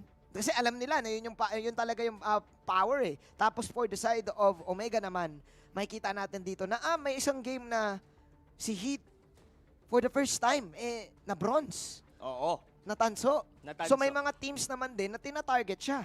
Yes. And makikita din natin yon sa draft. Kasi kumbaga, had GC, yes, one of the top KDA natin, but that only happens if Heat and Haze are working well in the early game. The losses na nakuha ng Omega, those were the times na na-shutdown si Heat. Tignan natin kung nakaplano ba ang Execration dyan. Kasi ang match-up natin kanina ay ang Chak Mamba laban kay Heat na magkaiba ang plano. At kung titignan mo ngayon, ang Execration, mukhang may si Kuya may Billy. Kakaibang pinaplano si Kuya Zapno. Ano sa tingin mong meron dyan sa parang gusto kong ipa-flip kung ano man yung nandyan. Actually, mapa yan. Ay, oo, pwede. Pero ayan na. should we call pa rin ba si Kuya Chak nung Mamba? Kasi yung buhok niya pang Chakuragi na Pang Chakuragi na no? Diba? Kumbaga, sabi niya, teka lang guys kinokompara niyo ako sa basketball player Tapos, pwede naman. Ito pala yung Kuya Manjin. Oo. Si Coach Ansay maglalaro. Si Coach Ansay? Sa katauhan ni Kuya Eto Max. Pwede, sakto. Diba? Parang onting kain pa. Oo. Pwede, Pwede, onting sa kain pa, buhok Coach Ansay na Pero yung buhok, nilapit niya lang doon. Nilapit niya lang doon. Pwede. Actually, interesting yung pinoint out mo, Rob Luna, no, na parang ang Execration, nagpakulay sila. Alam mo yun, pang pa-refresh. Yes. May ganun di ba? Ano ba, ikaw, may kulay yung buhok mo. Ano ba pakiramdam pag, teka, papalit nga Ano kulay. kasi ito Kuya Manjin, pagka di ba usually sa babae, pagka gusto nilang nag-move on sila, nagpapaikli sila, or basta nagpapaayos sila ng buhok. Pag sa lalaki, it doesn't work kasi lagi naman tayo nagpapagupit. So, ang pinakasagot doon is yung pakulay ng buhok. It makes you look interesting at the same time young. Kaya pala looking fresh and looking young ang Execration ngayon, no? At interested ako sa pinag-uusapan kasi ni nila, no? Zapno tsaka ni Kuya Saire mukhang may literal na tinuturo siya kay Eto Max. Oh, dito ka. Oo. Ikaw, you go here, you go there, and take the shot. Parang ganun yung ginagawa ngayon ni Kuya Zap. Saka ang ganda nun kasi talagang team effort talaga in terms doon sa pagpasok. I mean, yung strategy na baga, si Zapno dito, parang charisma lang. Alam mo na yung ramdam mo na Zapno nanonood sa akin, I have to step up, I have to make a play, we have to be at our very best every time. Ganon na nga. Ganon na nga ang ginagawa nila. For sure, pares, itong dalawang teams na to na ang taas ng pressure pagdating syempre sa pagre-representa at syempre sa paglalaro, lalo-lalo na't maraming fans ang tumitingin sa kanila ngayon. Kita naman din natin sa kabilang camera ay ang side ng Omega na ganun pa din ang pwesto, pero yung last time na nakalaban nila, yung Blacklist International, kitang-kita mo yung pawis kay Toshi, kay Hayes. Naglaro sila ng MLBB, pero sobrang pawis na pawis. Yung medyo naka-switch yung cam nun no? Nasa kabilang side. Kitang-kita kasi best of 5, after nun, kitang-kita mo na kinabahan, kitang-kita mo na munti ka na matalo. And with that, nakahinga sila ng onte. Yung preparation nila ngayon sa Execration, I think, is better. Again, yung one day na nawala sila dito, Rob Luna, pero mukhang mas chill ang side ng Omega. Mas hindi sila tumatayo-tayo. Oo, no? Oo. Totoo yan. Kumbaga, mas relax. Mas relax sila dito. And this is something din talaga mentally. Nakakatulong kasi talaga yun. Yung iba nga may mga meditation pa, di ba? Para medyo mag-clear yung mind mo. Tapos may mga teams din tayo na nag-vacation pa even before the playoffs Pang inner lang yan pang inner peace. And bukod doon, syempre, di ba, parang team building din kasi yun There are a lot of things na bukod sa chemistry nyo in-game, even outside the game. Kasi iba yun yung parang tiwala. Parang mas lalo mong nakikilala yung kakampi mo, mas lalo yung chemistry nyo na nabubuo. At for sure, itong dalawang teams na to, Execration and Omega, napakataas na ng chemistry. Undoubtable na talaga na alam na natin na sabay-sabay sila nag-swimming, sabay-sabay, kung kulang na lang, sabay-sabay kumain at maligo. Ay, pwede yun. Kulang na, matulog pala, magkakatabi. Pwedeng gano'n na rin ang nangyari. So, yeah, in terms of game naman dito, Rob Luna, ang taas ng emphasis natin ngayon sa side ng Execration na gumagamit ng mga marksman side lane. Sila lang ang mataas ng win rate ngayon dyan. Meanwhile, sa side ng Omega, focused pa rin sila dito on the Hajizi, the KDA machine. Paano kaya to magbabago? Tingin mo ba may adjustment na gagawin ng Omega dito? Kasi mukhang hindi si Kenji ang maglalaro. Mukhang si Curtizy. We're in yung parang nagiging pseudo carry nila. Parang he was like the Benny QT of Omega. Diba? So, yeah, like what you've said nga, Manjin, yung Execration, they do have their this certain draft na, speaking of, yun na nga sasabihin ko sana, na naka-funnel lahat kay HGC, which is the link na kung maaalala natin during nung laban nila with Signal, all three na panalo nila is all link si Haji. But now, in terms naman doon sa Execration, they do have this Benny QT na even na medyo na ma-shutdown si Hate, there is this Benny QT na nagsi-step up most of the time in the form of Cho, in the form of 1-1.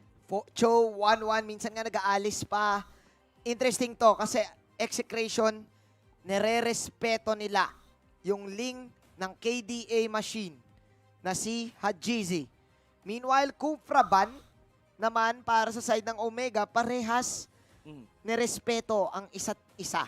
Sabi dito ng Omega, Chakno pala kayo. Sabi ng Exe, sige, tanggalin rin namin si Hajizi. Exactly. Ang ano pa kasi dyan Kuya Manjin, is that pagka si Chakno kasi, binigyan mo ng medyo somehow awkward na mga types of tank, that's the time na hindi na fully utilized ni Chakno yung usual niyang ginagawa, like providing vision, yung masyado siyang angat sa mapa. Kumbaga, yun yung style niya kasi, na umaangat siya para mas magkaroon ng space and time si Hate na makapag-farm. And syempre, at the same time, medyo aware din siya sa ikot ng kalaban nila. Meanwhile naman, so pag binigyan mo siya like something na medyo squishy or other tanks, minsan nga napilitan pa sila na mag-rock. Though alam natin magaling siya mag-rock, pero it's not his specialty right now, lalo na ganito yung meta natin. Totoo, no? Kasi meron talagang mga heroes na kahit nakapikit ka, kaya mo ma-set up yan. And mukhang si Chakno kasi yung type ng player na mas prefer niya, well sa mga napapanood natin, itong mga set up heroes. na pwedeng pang-enable ng teammates niya pagdating sa clash. Yes. Meanwhile, iba naman yung style din ni Heat dito. Mukhang mas more on vision si Heat, mas more on nanggugulo si Heat. Talagang fundamental lang, macro play style lang, no? So, with that in mind, Rob Luna, ikaw, ano mas pipiliin mong tank? Yung tank na nang si-setup o yung tank na, sa meta ngayon yung tank na nagbibigay ng vision? Saan I would go for vision. Mas gusto ko yung mga type of tank na medyo aggressive na agad as early as level 1 and 2. Yung talagang nag-i-invade kayo sa buff ng kalaban. Kasi that only means na pagka kayo yung nag-i-invade, there's a possibility that the side lane of your enemy would have to respond. So it's maraming factors 'yon. Pag nag-cut lane yung kaharap nun, there's a possibility na malate siya na mag-respond. Na pwede actually mangyari dito sa game na to. Kasi ang Execration, isa sila sa team na kapag may sumugod na isa, tulungan kita. Ganon sila eh. Teamwork makes the dream work. Lagi ang Execration, and I like it, na nasabi din to ng ating panelist, na pag team fight ang laban, dalawang teams ang lagi mo makikita dyan eh. Una dyan ay Execration, and I think up for debate, Onic Magic. So, ngayon, for the first pick, Rob Luna, Execration, isa sa pinakamataas na win rate na heroes ngayon na carry. After ng Project Next, biglang bumulaga itong Roger pick na to. Ikaw, Rob, nagki-carry ka din, di ba? Gaano ngayon ka halaga na first pick itong Roger? Kasi ako, carry din ako eh. Pero parang yung Roger talaga ngayon yung isa sa priority pick eh. Priority pick in terms of mas nagiging mabilis kasi yung ikot. Though yesterday, hindi naging maganda yung pag-pick ng Roger. That was actually on the Aura side. Kasi they do have these 2 carries and iniwan nila sa side lane ang isang Roger, which is didn't work so well for Aura yesterday. Pero eto kasi, alam na natin to, this gonna be a hate hero. So, ang mangyayari dyan, it's gonna be funneled. And together, andito pa yung pinaka ito yung pinaka magandang pick for Benny Cutie, definitely is Cho. Kita mo naman Kuya Manjin, even sa buhok. Sa buhok niya, ginaya niya eh. Nagmamatch talaga. So, kumbaga, in sync para sa kanya talaga. Para sa kanya talaga tong hero na to. Going back naman dito sa Omega, they have the Tamus and the Farsa. That's gonna be a Haze hero. Actually, naipaisip ako, I was about to say kanina na Haze might go for a Selena, pero if they're gonna be going for a Farsa, they might be going for 2 core here, or baka gawin nila yung usual na ginagawa nila and make it easy, Yuzhong, and get something, probably an assassin kung makuha nila yung lance dito para kay Haji. Interesting yung sinabi mo about doon sa Farsa ni Haze, na pwede nga natin makita ngayon. Kasi si Haze yung type ng mage support, killing support din to eh. Ngayon nandito yung Farsa sa side ng Team Omega. Besides the fact na kaya nilang kumil ng kumil, ang taas din ng wave clear dito ng side ng Omega. So yeah, man, nagbe-make sense. Ang gandang opening para dito sa side ng Omega. Pero ngayon, I think, isa sa mga trend ng meta, itong backsha pick na to. Third pick para sa side ng Execration. Hindi pa sila masyadong nagre-reveal ng supports. Pero, anong meron ngayon dito sa Baksha? Basha, well, syempre of course yung sa parang siyang may innate na siya, di ba? Ability na para ka ng may necklace on the hero itself. Pwede niya nang cancelin kagad dito yung parang regeneration rate or kunat man lang dito for the Tamus. Then aside from that, ang bilis. Actually, pwede mo pang ang pag-isipan eh, is this gonna be really a tank Basha? Is this gonna be a side lane Basha that Onic sometimes do? So pwede pang pag-isipan to ng Omega, but I think this might gonna be a Chakno hero. Pero ang maganda kasi dito for the Basha, especially pag si Chakno ang gumagamit, mararamdaman mo talaga siya. He just on the map, nanggugulo, nang-i-invade, pero yun nga, yung pinaka-special innate na characteristic ni Chakno is the giving the vision, and Basha would definitely fit that role. Pasok kay Chakno sa pambubuli ni Chakno dito. Meanwhile, makikita natin dito ngayon ang Omega banning the Yuzhong. So dito na papasok yung sinasabi mo na magkakaubusan ng mga side lanes para sa laban natin. Yuzhong,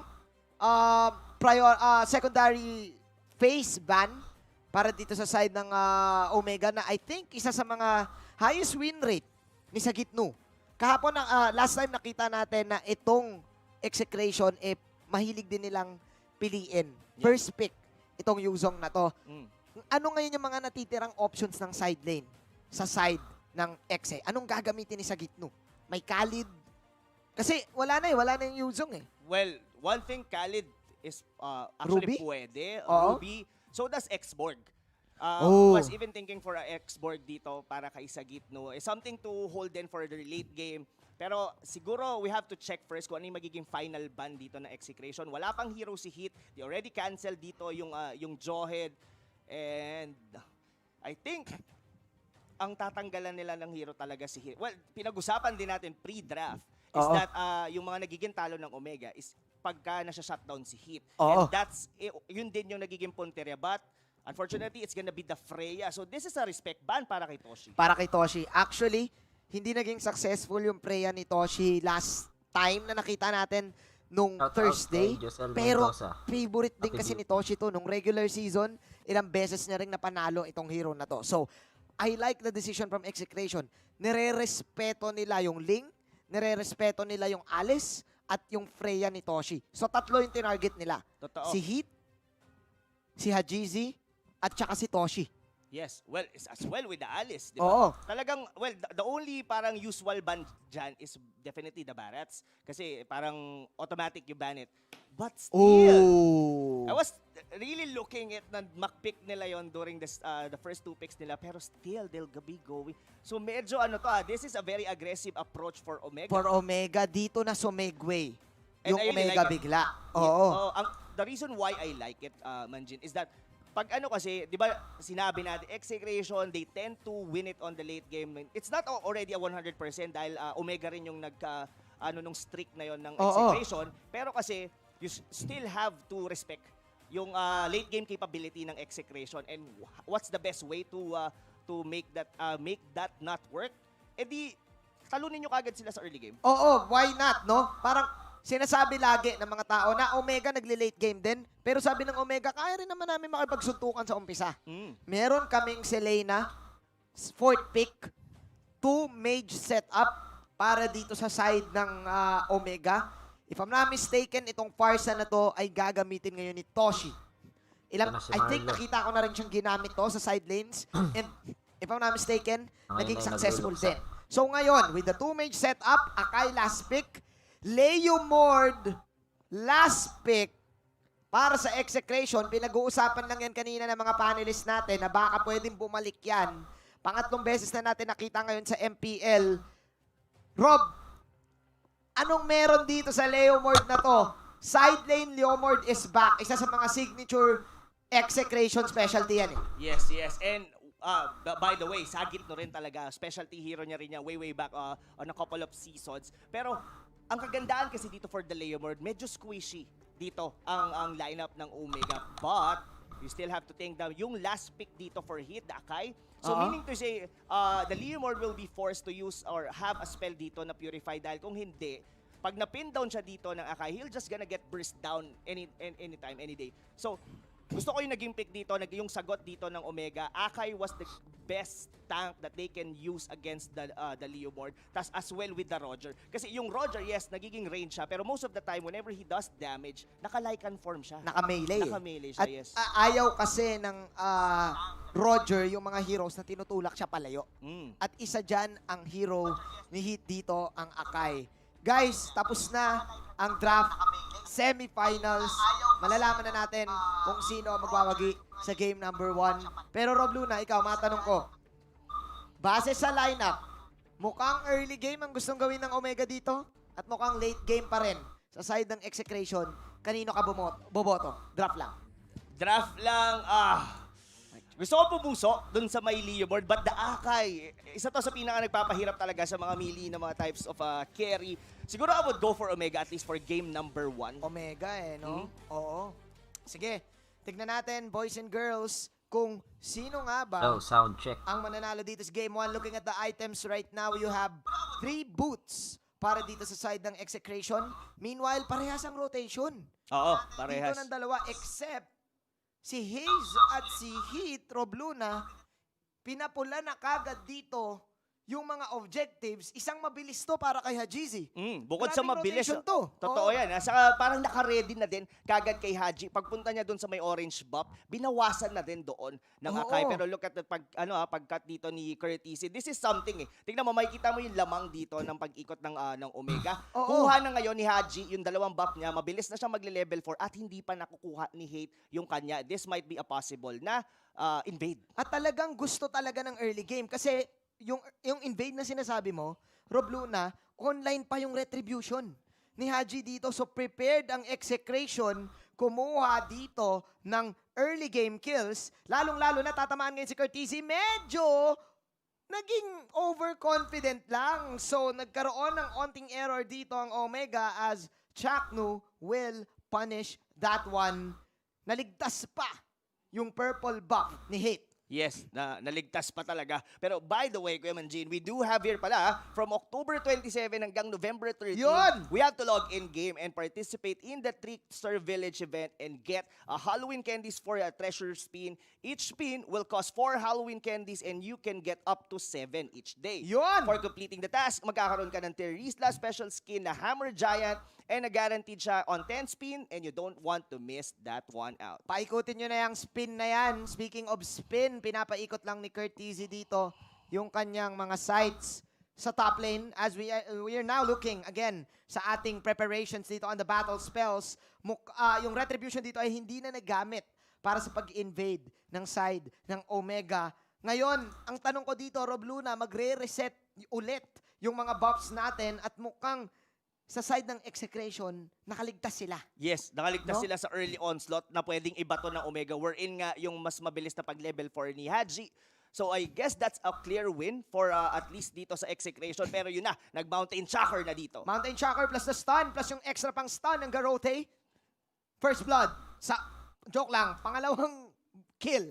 I mean, para dito sa Exe, pero yung Omega ay nakakuha ng isa. So reset ulit yung game. Level 5 si GC dito. Meanwhile, level 5 din si Hate. Rob Luna, gaano magiging kaimportante ang Mountain Shocker ngayon? Dahil ang Execration, so may nagsiset up na sa Turtle. Oo, may setup na sila dito. Pero walang mana dito si Hayes, ha? There is so much he can do. Just an arrow probably. Tingnan natin. Tingnan natin dahil si Sagitno ay namumula na ngayon. Si Chaknu ay mag-isang nakipag one-on-one sa tatlo at isa pang arrow ang tatama sa kanya dito. Hindi niya na backs out yung ibang members dito ng Omega as Execration will back off. Back off. Ang galing ng ginawa doon Hit. The reason bakit na-reset yung Turtle kasi nasa likod doon si Hit at naalangan doon yung dalawang members ng Execration kasi pwede silang ma-pin down at nag-back na lang sila. Meanwhile, naipit si Chakno, nandun siya sa may bandang baba nung Turtle Pit at siya yung nanood ka dito, Marlo? Oo nga. That was Klarong-klaro na nagkaroon ng miscommunication ang Execration doon sa Turtle fight na yun. Ikaw na nagsabi, naipit pa si Chaknu. Instead of siya sana yung gagawa ng space, nalugi pa. Nalugi talaga. And that was a perfect position coming from Hit. Yung binigay na, to be honest, I'm not sure kung nag-hurricane dance siya doon. Nag-hurricane dance? Nag-hurricane dance siya doon sa ibaba. That's the reason na na-cancel and nag-reset yung turtle buff. So, ang pinakamagandang nangyari doon is that bukod sa na-reset, napatay pa nila si Chakno. To be honest, hindi ganon din ka-prepared yung front lines ng Omega that time. At pwede ngang tuluyan na lang nila agad. And there's might be a possibility baka walang retribution that time yung Execration. So hindi nila na-secure or hindi nila pinilit. Or baka talagang sobrang layo. Kasi nga, again, yung pinag-uusapan natin kanina, Chakno versus Heat, pareha sila ng plano na box out yung dalawang heroes dito. Pero si Heat, fundamental na pag-iisip, nag-hurricane dance para sure talaga na hindi makakalapit. Kasi again, yung back siya, kapag rumorolyo, na-atake mo eh. Oo. Diba? Yung hurricane dance, na-atake mo nga, pero talagang itutulak ka palayo. Unless range ka para mabawasan mo yung Akai. Pero now, yung draft dito ng Omega, medyo unti-unti na nating nararamdaman. We're already heading into the mid-game. So may basag na silang isang Torres sa ibaba. Well, at least, saving grace pa naman for the side of Execration. Hindi pa naman sila, pero mukhang mamamatay dito si Eto Max. Oy, buti na lang kamo, may onting shield na proc. Pero ayon ang tulak mula dito kay Heat, attacking the Chak Mamba. Pangalawang Pitas na naman. Make that 3 na pala na pitas dito kay Chakno. Mukhang favorite ng Omega ngayon. Itong si paring Josh. Paring Josh. Pero that's a clear miscommunication kasi wala nang buhay doon si Eto Max eh. And what's the reason sa pagtalon doon ni Chakno? Even though na makapag-pin, makapag-ulti siya, those were 3 heroes. Haji was even there. So, there's no point doon sa pagpasok na yun ni Chakno. Meanwhile, namatay pa si Hate. I think ang gusto lang din talagang gawin ng Execration dito, yung sinabi mo kanina na iligtas ang isa't isa sa kapahamakan, iligtas yung tower na nasa gitna. Even though si Eto Max, munti ka na kasi siyang mamatay doon eh. Kaya talagang nangyari. Again, kaso ang problema, it's a trap. It's a trap. Diba? May vision kayo ng Mountain Shocker and everything. So, hindi nag-work ngayon yung space na gustong gawin ng Execration para sa mga carries nila, Rob Luna. Yes, dominant din as well si Curtisi doon sa may top. So does the Leomore dito, hindi siya makapag-push kasi dahil dito sa Farsa, laging clear yung minion wave sa baba. This is what Omega really wants. Talagang mag-shine sila dito at ipitin at i-choke definitely ang Execration. So ngayon, napupunta na ngayon ang Execration to the point that they have to turtle it out. Kailangan nilang mag-hold up until late game para at least mag-shine yung mga hero nila. Kasi they have this innate heroes pa rin naman na mag-shine, mag-outscale dito sa mga heroes ng Omega, pero that's only on the late game. Kailangan nang wag paabutin ng Omega dito. Kasi narinig nila din yung panel eh. Yep. Sabi nila, lagi nang gusto ng Execration ng late game pala o di early game natin. Sabi dito ni na Coach Dale. And mukhang yun talaga yung nangyayari ngayon. Kasi sinurpresa tayo nitong 2-mage setup na naman ng Omega na hindi natin madalas makita. Yes, yes. And this is perfectly executed right now for Omega, mga kaibigan. And look at how Haze, siya yung isa sa mga nagbibigay talaga dito ng perfect vision for the whole Omega squad. Not only on the traps, the consistent na yung aggressive na mga panay. Look at that. Lagi nilang alam kung nasan yung mga pwesto dito ng mga members ng Execration. Oh my, speaking of pwesto, hindi na nakapwesto si Sagitnu. Nakakatakot na ngayon ang Yishun Shin. Benny Cutie sinipa. Pero si Toshi dito, tumitipi-tipi pa. Kasi alam niya na wala na hindi na papasok doon. Pero look Selena dito medyo nakabang. Haze. Papasok sa trap doon. Haze! Eto, inatake ngayon si Benny Cutie. May trap para kay Haze dito. And Haze, of course, with the veteran moves. Triangle opens na naman. Arrow will connect. No, will not connect, I mean. As Omega will take the tower in the bottom side.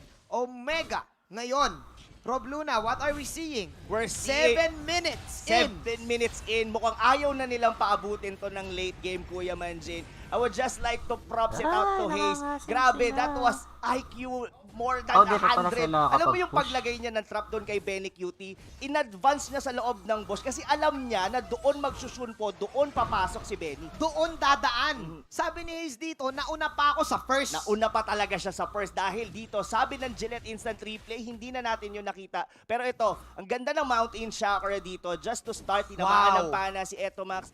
Everything went sideways para dito sa side ng Execration. Now, well, hindi pa naman to totally out. Wala pa namang Lord. May turtle pa. Execration, this is where they shine best. Holding on. Turtling it out. Kaya pa rin naman. They have these heroes na pwedeng mag-defend.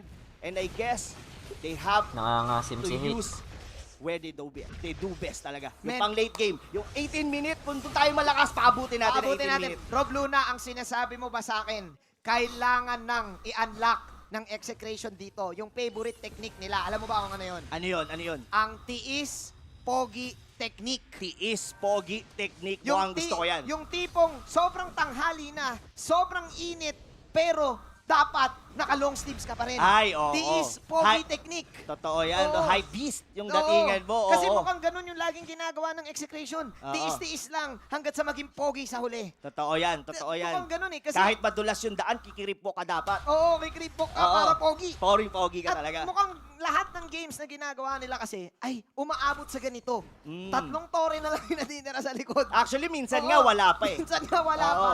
Pag na-outplay, ito na yung tiis pogi technique. Nakikita na natin ngayon. Totoo yan. Totoo yan. Though may items pa rin naman dito yung mga carry na Execration, but look at that. A good pin down dito para kay Chakno. At mukhang hindi na kaya ata ng tiis pogi. Medyo mahirap. To be honest, mahirap kasi Chakno dito, kaya rin siyang balatan ng mga cores dito ng Omega. Tapos given pa na dalawa halos yung mage damage. Look at that. Just an arrow. Ang nakita mo yung kung gaano kalupit si Hayes doon, sinundan niya ng pana, yung kabayo. Oo. So, kumbaga parang nagtago yung abyssal arrow kasabay ni Barbiel. So, Kasabay ni hindi niya Barbiel. masyadong nakita. 155 IQ moves. That's the IQ plays coming Parang from Hayes. Sabi ni Hayes, papunta ka pa lang, nakadating na ako, bata ka pa, boy. Bata ka pa, boy.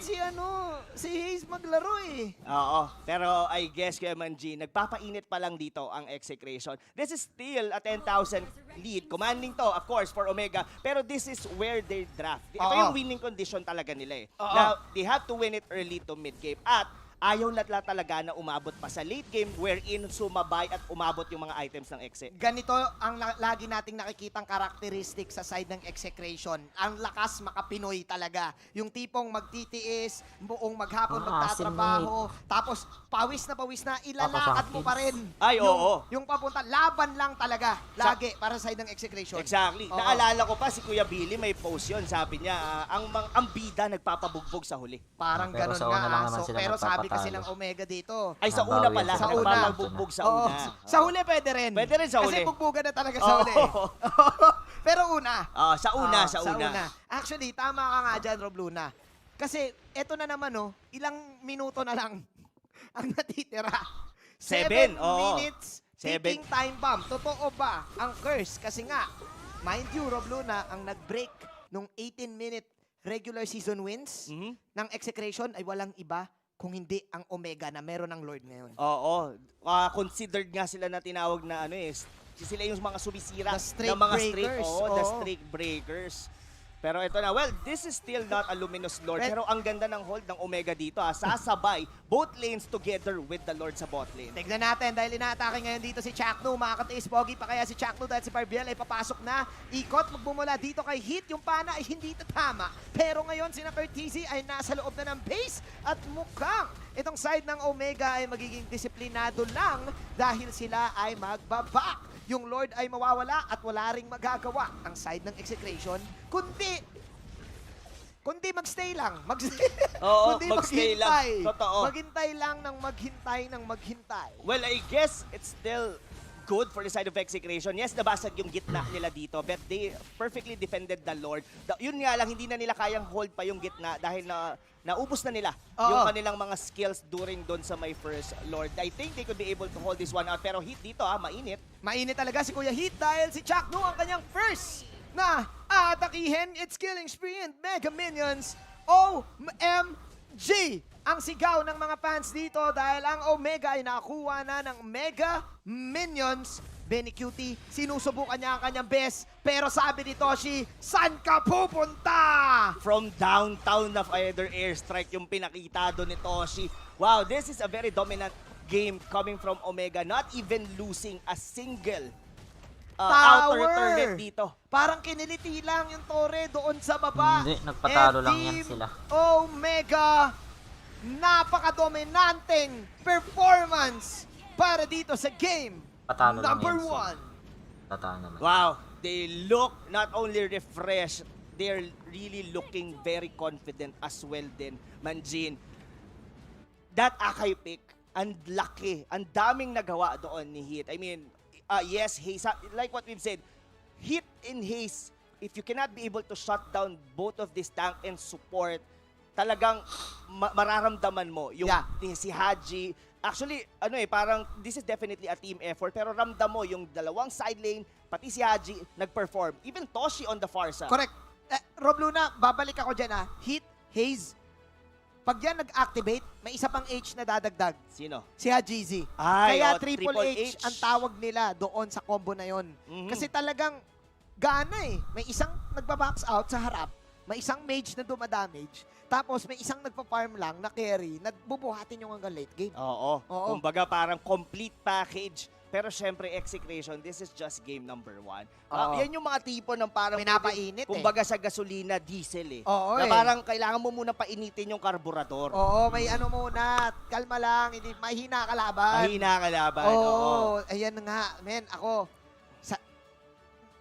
na-surprise ako eh. Oh, Na ang likewise. taas ngayon ng kills ng Omega. Ang tanong, makikita pa kaya natin yan sa game number 2? Why don't we throw it away sa ating pinakabagong favorite analyst na si Wolf? Thank you so much sa mga casters natin. Of course, makikita natin ang napakagandang timing-based composition na pinakita ng Smart Omega ng Omega. And this victory, ang kanilang pinakaunang pagkapanalaban sa Execration ay masasabi kong all about timing. Ito yung nakasulat sa notebook ko dyan. But let's actually look at our heroes and yung mga napili nilang item. Actually, konti lang naman din talaga ang gusto kong pag-usapan dito dahil masasabi ko na ang Omega ay napatalino sa kanilang pagpili ng mga heroes. In fact, meron tayong mga nakikita mga traditional na counters or answers dun sa mga hero ng Execration. Kaya naman nung nakita ko yung draft, parang na-feel ko mas madali talaga yung laro para sa Omega. For Execration, it's gonna be really difficult.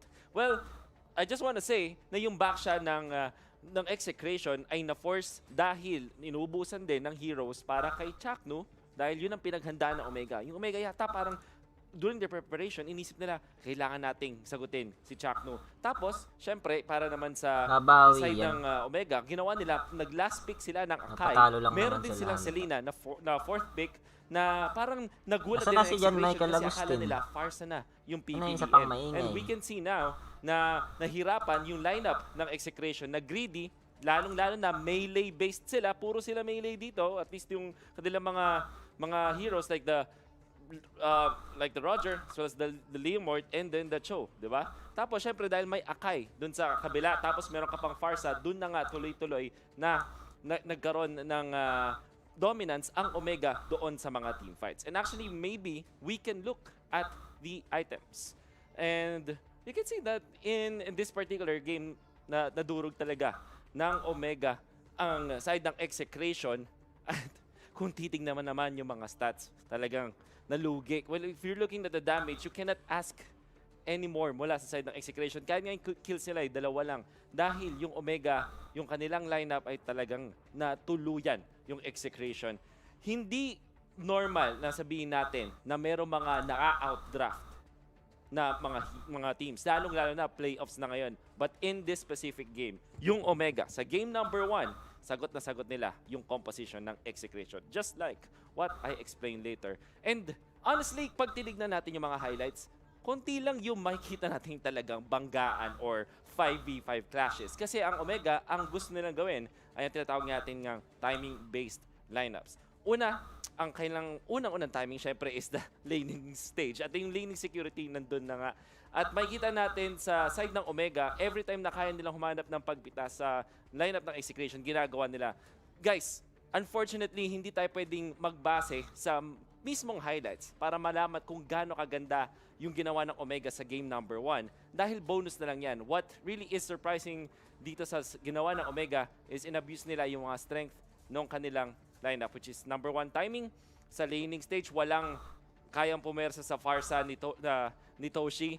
As well as yung Yi Sun Shin hindi din napigilan dahil si Chakno at si Etomax hindi nila kinayang i-invadean yung Yi Sun Shin. Advance happy birthday kay Sir Christian Rojas. Obviously, Siya Curtizy with the mag-celebrate ng stance, birthday. unstoppable Bahay. din yung farming. If you're looking at this game, Basta negative talaga nasa siya. match-up Swab lang test. ang nangyaring labanan. At unfortunately, para sa Execration, parang kailangan nilang pag-isipan ulit yung draft laban sa Omega dahil yung Omega, handang-handa dito sa laban sa Execration. Hayes is our MVP of the game at kitang-kita nyo naman yung malulupit na mga pana at mga tinatawagan nilang 155 IQ or kung ano man. Basta the next level plays coming out from half man, half amazing Hayes dahil nga na-zone out nila ng sobra-sobra yung mga members ng Execration. And I feel that Execration coming into the next game, baka i-consider na lagi itong Selena ni Hayes. I believe na pag tinignan natin yung mga stats, ang Selena ni Hayes ay mataas ang win rate and I think yung fact na na-bait ang side ng Execration na akala nila yung Farsa na ang magiging support para kay Hayes, dun sila nadali. So, there's a lot of things that I said all throughout this analysis of game number 1. Pero ang gusto ko lang na tandaan ninyo para sa keys to victory nung ginawa ng Omega. It's actually gonna start with the draft. That's it for game number 1. We are hoping na ang Execration ay bumawi sa game number 2 ng malupit nilang mga mga galawan, di ba, sa late game. But we don't know if that will happen kung hindi nila ayusin ang kanilang draft muna. I think that's where they have to start. For you guys, kung gusto naman din ma-enjoy ang MPL pa lalo habang nanonood, ay meron kayong makukuhang mga giveaway codes all throughout this series. And do share your, do scan this code. Nakikita nyo sa ilalim ko, by the way, to show your support to all of the teams out there. Lahat ng teams na maglalaro ngayon, syempre meron ng QR code. If you scan that out, you will matutulungan nyo nga ang mismong team na sinusuportahan ninyo. And bukod dyan, syempre, do visit the fb.com/MPL-PH the official to know more about the actual MPL-PH playoffs. Actually, nagulat din ako kasi parang laging may mga tanong yung mga tao, but actually, kung gusto nyo ng mga quick answers about the league, yun, dun lang. Siyempre, if you fill in this survey, you can win rewards from MPL-PH. Scan nyo lang yan, napakadali lang. And bukod dyan, siyempre, ay magkakaroon nga tayo ng mga giveaway codes for you guys as you watch this this season. And I feel that we're gonna have 3 giveaway codes per game. So, sana guys, Negative. kapag tapos ng game, manood pa rin kayo. Sabihin nyo sa mga tropa nyo na habang nag-a-analysis kami dito after ng game, manood din kayo para mas marami kayong matutunan, mas maintindihan yung laro, at meron ka pang chance na manalo ng mga giveaway bonus code. Obviously, this game is gonna happen, this series is gonna have a potential Game 5. So, hindi tayo mauubusan ng mga giveaway codes para sa inyo. But, hopefully, ang Execration ay makapagpuwersa pa ng mas marami pang games laban sa Omega dahil mukhang marami din talagang fans ng Execration. For Omega, if they keep on doing what they're doing, man, simula sa draft until sa Execution, pwedeng mapabilis itong araw na to. But syempre, hindi pa natin masasabi yan. My name is Wolf, your analyst. Let's pass it on back to the casters for game number 2. Maraming salamat sa napakagandang analysis, Wolf, and tama siya eh. Parang pag tinuloy-tuloy ng Omega itong surpresa nila, baka nga ma-GG bigla ang Execration. Ikaw, Robluna, pinag-uusapan natin kanina dito is yung kung paano kaya nangyari yung game number 1. May pinag-uusapan ka about sa draft eh. Anong nangyari dito sa draft bigla? Actually, expound ko lang. Actually, sinabi din siya kanina ni Wolf. Ang ganda nung pag-bait doon ng Omega na, yun nga, nilabas na nila yung Tamos, yes, given, that's gonna be a side lane. Tapos pinik nila yung Forza. So, what that makes Execration think, ay, may pause for na sila, ay, meron na silang mage support. So, they took advantage na hindi nagagamit to na si Lina. I remember sinabi ko kanina, bakit hindi si Lina yung pinik ni Hayes? Kasi open. Pero yun nga, it was part of the plan na kukunin pa rin pala nila during the 4th pick. Oo. At I think dito papasok yung isang napakalupit na characteristics para sa side ng Omega. Hindi mo agad-agad mababasa yung draft. Kasi marami silang mga heroes na flex eh. Di ba? Meron kang show minsan sa kanila. Minsan may Hilda ka pa na hindi mo alam kung side lane ba o support para sa kanila. And this time nakita natin, Farsa, side lane pala. Oo. Yun yung ano eh. This gives, well, it's gonna be easier for the coach to do this if your players are capable of doing it. Diba? Pero kasi pag, for example, nakita mo sa, let's make an example for Execration. You see that show. It's rarely used by Chakno. Kasi pwede natin gamitin na parang, pwede pa natin, ay, baka kay Benny QT yan, ay, kay Chakno yan. Pero we all know that they rarely use it for Chakno. So alam mo na agad kung saan pupunta yung mga certain na mga heroes. Nalabas nila kanina doon yung Roger, that's gonna be a hate hero. Oo nga. So parang alam na. Nung nakita na ng Omega yon, okay, may hero na si Benny QT. Hindi na natin yan problemahin. Pwede na nating targetin dito yung mga players na wala pang hero. Oo. Diba? Kasi kanina, yung Farsa pick na yon, mas maraming tao ang shout out kay Sir Yao, Gabriel. Ito na yung hero ni Hiza. At Wilkin Angara. Mga estudyante ko yan, One first thing to year. note din doon is, there's a part of me, yung draft ng Execration was already been built. Parang, the Selena was picked on the 4th para sa Omega. So meaning to say, Execration has the chance to get it during their second phase of draft. Pero hindi nila yon ginawa. Kasi nga, they already thought that was the Farsa. Na yun. Oo. So parang, and somehow, the reason ba't sinabi ko na it's already a pre-draft sa kanila. Kasi in-expect na nila na hindi nila makukuha yung Selena. So yung talagang draft ng Execration was really meant to have a Leo Mord regardless of the pick ng Omega. Mukhang pre-practice nila itong Leo Mord na to, no? Ikaw sure ka na parang nag-Leo Mord practice na nakalimutan na bigla yung tendency na yung Omega pwedeng sumegway bigla ng mga picks no? Saka there's a part of me, baka nagkataon din in scrims. This is just a theory of me. Kasi we only been seeing the Leo more netong playoffs So meaning to say, during the almost 2 weeks na from week 8 papunta ng playoffs, yung mga nakalaban nila dito, or probably yung mga napagtryan nila, they saw or they have this Leo mode work. So nakikita natin yan na ginagamit predominantly ng mga teams ngayon dito sa MPL, even with Bren yesterday. Correct. Parang parang akala ng na bago na yung baon nila. Yes. Na nagulat sila na meron pa palang extra. Yes, oo. Itong Omega, parang, Leo mode kayo? Okay, parang gumanon So, that was where the Akai fits in. Yun nga na nag-Akai pa bigla. So, itong Omega, they're prepared for a Leo mode pick. The pressure is now on Execration. Pipersahin pa rin ba nila yung Leo mode or babalik sila doon sa old ways nila? Na baka pwede silang mag 1-1, baka pwede silang mag side lane marksman na Benny Cutie? Yeah, pwede. I think pwede. Tingin mo, mas better ba yun? I think ang mas maganda is mas ma-prioritize nila na mag-enable si Etomax pati si Chakno. Hate, I think, could be able to work around, probably put him into the Harith role. Kasi definitely magpa-perform. We've seen Hate na medyo nahirapan on getting his buff during the Signal Ultra match, pero nag-godlike pa din yun. So, might as well put your eggs, if you're an Execration fan, na doon kay Chakno, doon kay Etomax, kasi sila yung magiging parang set ng tempo for Execration. Meanwhile, ganun din kasi for Omega. It's about haste, it's about heat. So, how do you fight fire with fire? Essential ng emoji. Diba? Parang ganun yun ganun yung mangyayari doon So, labanan na lang natin kung ano din yung strength dito. Though, alam naman natin, Chakno and Etomax could be able to go toe-to-toe doon sa tank and support ng Omega. Gusto ko yung pinopoint out mo dito, Rob, no? Kailangan yung tapatan yung duo supports. Kahit ano mangyari. Etomax and Chakno, kailangan mabigyan ng space si Hate. Yes. Ito na yon kasi ganun yung ginagawa talaga ni ni Heat at saka ni Haze Parang nakita natin kanina opening pa lang nung laban na nag-jungle agad si Heat, nag-jungle din si Haze. Tapos yung ginawa ni Hajizi, talagang kinalabit niya na lang yung parang kinalabit niya na lang yung mga jungle. Nakahain na. Parang, Kuya Haji, kakain na.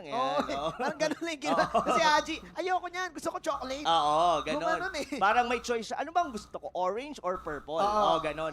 Pero I really like how ni-utilize yung mga heroes dito ng Omega. Isipin mo yon pagtapos ng pag-clear ng minion wave, diretso purple buff, binabawasan na yung orange doon ni Heat. Yung rotation the first minute rotation dito mga kaibigan ng Omega, you really have to check kung paano dahil sobrang linis. Yun na yung masasabi ko. At sa tingin ko, hindi yun in-expect ng Execration kasi nag-start yung Execration ng isa lang yung nag-orange. At sumama dito yung Kagura kay Roger kasi nga hindi rin ganun kabilis yung sa Roger Totoo yan. Hindi ganun kabilis yung wave clear Saka, so mapipilitan talagang sumama yung Kagura. Exactly. And one thing din is that they have this Kagura, 'di ba? So parang it also tells Omega na hindi ito manggugulo. Kasi there are other tanks na paired with a certain support na pwedeng mag-invade, which is wherein yung ibang Selena, hindi nila agad nilalagay yung mga abyssal trap nila sa purple. Kasi alam nila, dadaanan lang yun ng tank.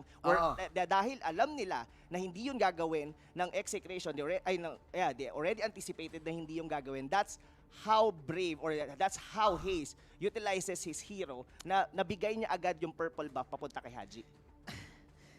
Gusto ko yan yung mga yung mga teams na pag nakakita ng Selena, yung, sige, magtalagay ng trap yan. Di ba? Nakita natin si Chakno na ginagawa niya yun Yung pupunta siya doon, kukunin niya yung traps, kakancel out niya, pero hindi nangyari yun. Ngayon, kailangan ba ng Execration dito ng mga heroes na malakas sa invade at hindi kailangan ng onting wave clear? Parang, makikita ba natin ngayon yung Natalia? Or kukunin ba yung Selena this time? I guess, Ay, siguro, nandito na si Yamet they have to work their Pakidulin kay if Yamek. they're gonna go again ulit sa parang trio in the mid, kailangan nilang isama si Hate. I mean, that's the reason why it's trio, di ba? What I'm trying to say is that don't have Hate just go into your jungle. Isama nyo siya sa invade kasi most of the time, it just haste and hit eh. Di ba? Going for the invades and just leaving Hajisi out na mag-farm ka on the jungle. Now, if you go for a trio dito sa support and tank ng Omega, you could probably take them down and somehow magugulo or mafo-force si Haji na bumalik sa gitna. Oo. Ha. Man, Rob Luna, hinihintay na lang natin yung draft dito magsimula. I think it's clear na yung gusto nating mangyari dito, kailangan talaga mag-step up nung trio. Yes. Dito, ng side ng Execration. Let's talk about side lanes. Yes. Naman dito. Yun yung yun yung interesting dito on both teams. It's just that na those side lanes were already strong on their own. Like for example, nagre-rely yung ng side lane is kung paano nagwo-work yung mid nila. Yung tatlo. Oo, kasi pagka hindi nag-work yung mid nila, there is one side lane that are forced to help it out. Oo. At doon speaking na. That's the reason why we're not really talking about the side lanes. Kasi alam natin na may ibubuga, may gagawin niyang mga yan. So, ang pinofocus natin dito is ano yung ipapakita sa atin nung nandun sa gitna. Yeah, and I think Benny Cutie, Toshi, Sagitno, at saka si Curtizi, may kanya-kanyang strengths na rin eh. May kanya-kanyang may kanya-kanyang, ito yung hero ko side lane. Panalo niya yung gitna Oo, totoo. Panalo niya yan kasi sure ako, ubusin ko yung minions dito eh. Ganun yung mangyayari. So, moving on. Execration will now go to the red side. Omega on the blue. Ipaprioritize ba ngayon ng Execration ang support nila? O magro-Roger first pick na naman ba? Kasi open ngayon ang Roger. Same bans na naman na nakita natin, Kufra, but this time Hellcurt. Yes, Hellcurt. Para sa side ng Omega. Totoo. Well, the only dominant thing about that is yung mukhang hindi nagagamit. Mahihirapang gumamit ng mga set heroes. Yung isa sa pinaka-signature tank dito, si Chakno, wherein yung Kufra. Pero there's something different din for the side of Execration. Mukhang they are already willing to give the link. Kasi yan yung first ban nila kanina. Unless ibaban nila ngayon. Yes. And pwede pa eh. Pwede naman. Pero actually, ang banat kasi dyan, I think for the draft is bigay mo na yung link kasi definitely they're not gonna first pick it.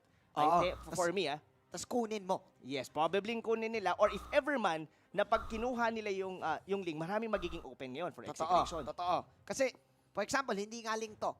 Pwedeng mag-open ng link si Lina. Pero binan na lang yung binan nila, so, pwede mag-open ng link or tabs. Yes. Dito ang Exe. Kung open ang link. So ngayon, medyo torn ngayon dito ang Omega. We're gonna be take the link. Yes, kunin natin yung link. That's how confident they are for Haji. Now, there's a lot of open dito. Ngayon, ang choice ngayon ng Execration. Do we get the Yuzhong wherein mataas dito ang win rate ni Sagitno? Yes. Or we already get something for Chakno ba? So, sino ang magiging priority nila dito ng mga players in terms of their heroes? Pwede ba nating i-consider ulit ang heroes ni Hate? For me, I think wag na muna. muna?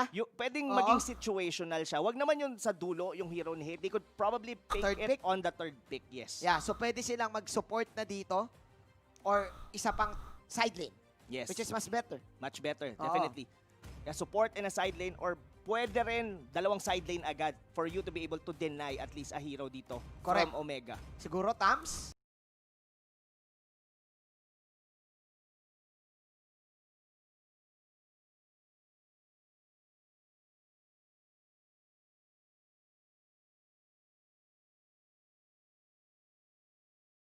Was thinking Khalid for Yuzhong? a Yuzhong eh.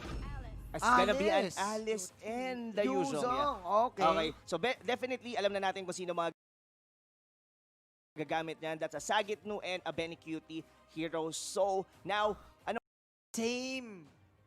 Same face na picks, Rob Luna. Oo eh. Farsa on the second pick. Ligaw na naman ngayon ang Execration kung support Farsa ba to?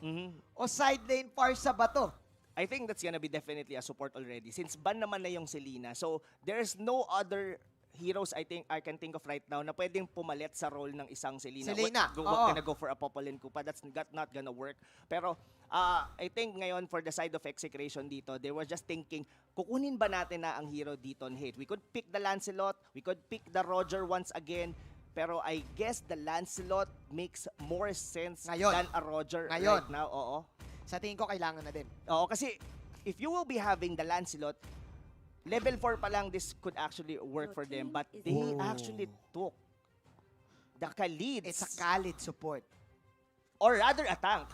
Yeah, Khalid tank support. Tank support. Oh, that's gonna be a Chaknu hero. Kasi there's no Nilabas way na. you're placing yung Alice doon sa gitna.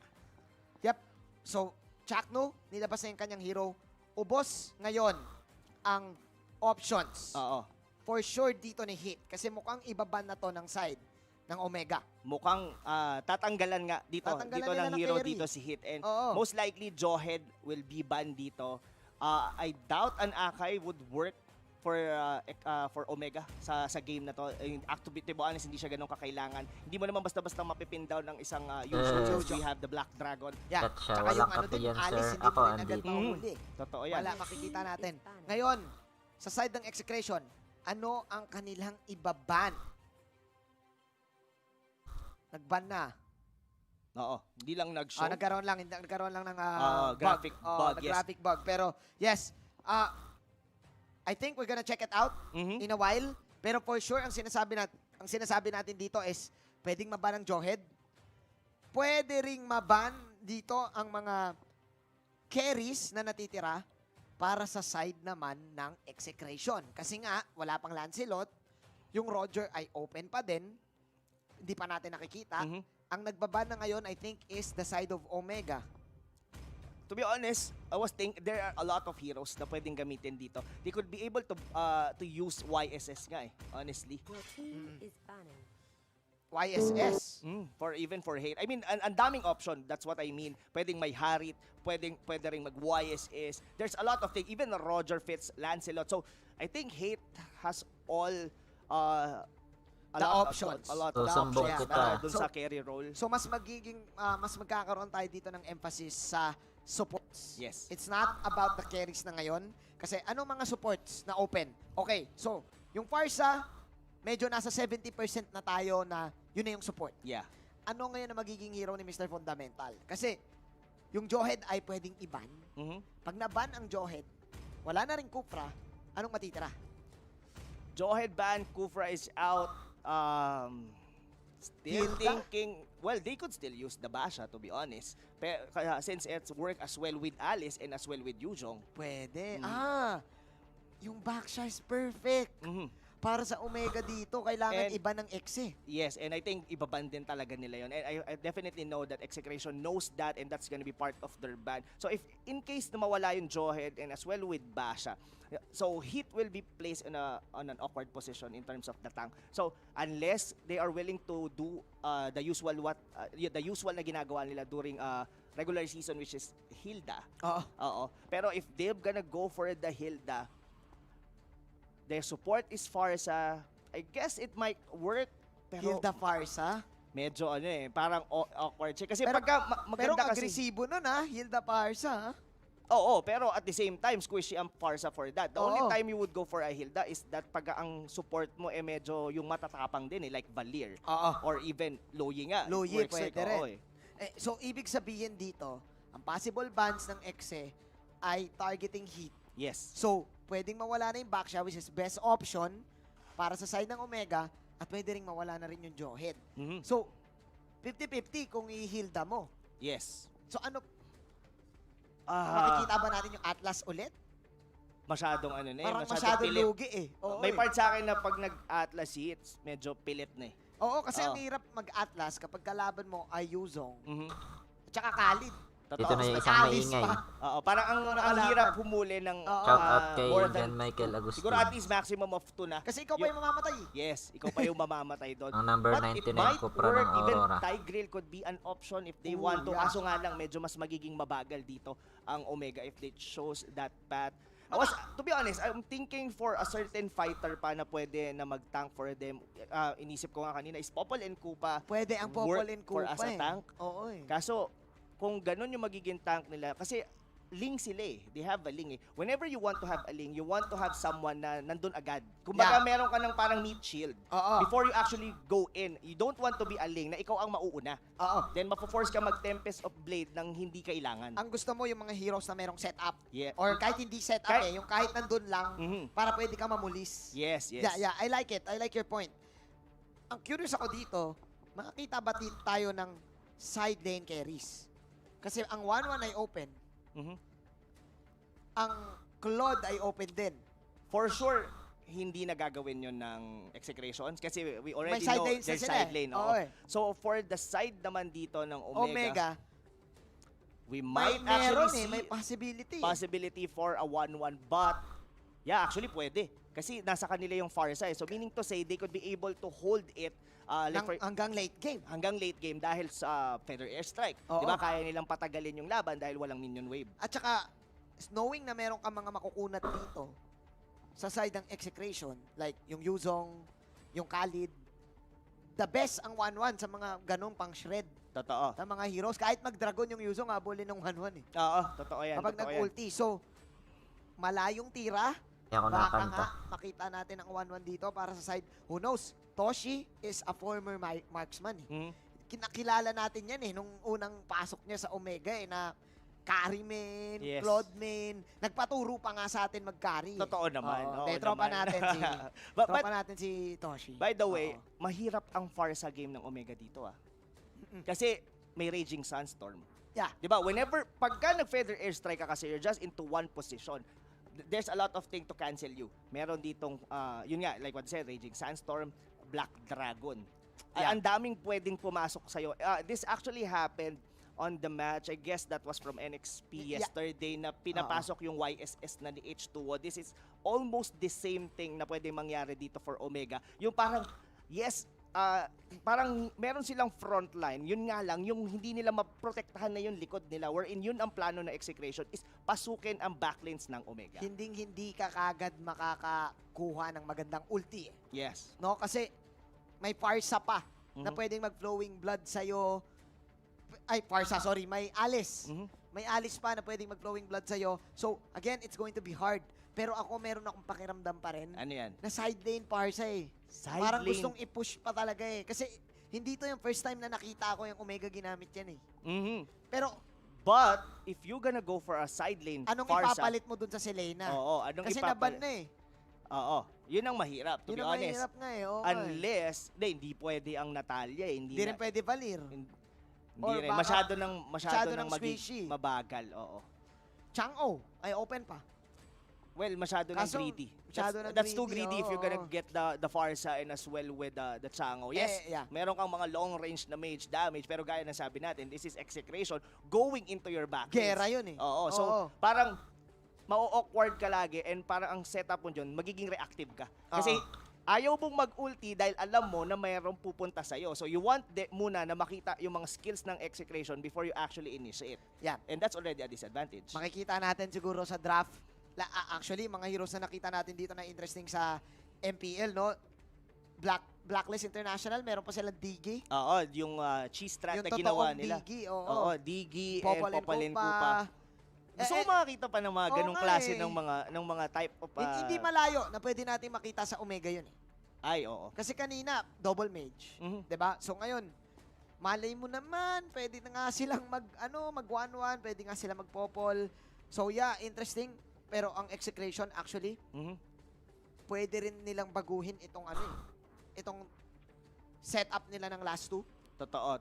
If I'm not mistaken, yung Harit ay open. Open. To be honest, kay Hate, sobrang dami niyang option dito. Pwede siya mag-Harit. I mean, may apat na naiiwan na ban pa naman. Pero yun nga, in terms of option, meron siyang Harit, YSS, Lancelot, even Roger is open. I think, it's either pumili na lang dito ang Omega kung ano ba talaga yung ibaban nila. It's either a support or manghirap kasi pag ang tinanggalan mo ng hero si Hate, may ma-open pa for Etomax. You would want Etomax na maging awkward yung kanyang support. Probably balik siya sa Kagura. Oo, kasi yung Kagura kanina ng Execration, parang it's meant to have its winning or yung power spike kasi kanina na Execration was during the mid game. Pero syempre dahil continuous yung aggression na binigay sa kanila ng Omega, hindi na sila nakasabay. So pag napuwersa bigla dito si Etomax ng mga ganong heroes na hindi gaano bugbugan sa umpisa. Doon sila tatagilid. Baka puwersahin to ng Omega ngayon. Pwedeng puwersahin. No? And Etomax is sometimes being forced to use certain Lunox, yung mga Lunox nila. So, yeah, I guess Omega, pwede nilang i-took advantage yung ganong mga situation. Pero I think banning heroes for hate, probably a Lancelot siguro, a good ban lang at least doon sa isang ban ng Omega. Mamimili lang sila ng poison. Mamimili lang sila ng carry na ibaban, no? Pwedeng Lancelot, pwedeng... Actually, mas gusto ko pa nga Harit. Harit? Oo. Actually, naging part yan sa ban ng Signal eh. Oo, diba? Naiban. Kaysa Lancelot. Kasi parang kung Lancelot, alam na nila kung paano i-handle Pero pag Harit, may times kasi na yung Harit, pag nag-snowball, di mo na mapipigilan eh. Yung Lance, pwede mo pa mahuli eh. Yung Harit, pag talagang may purple ng may purple, tapos magaling talaga, mag-Zaman Force, hirap patayin eh.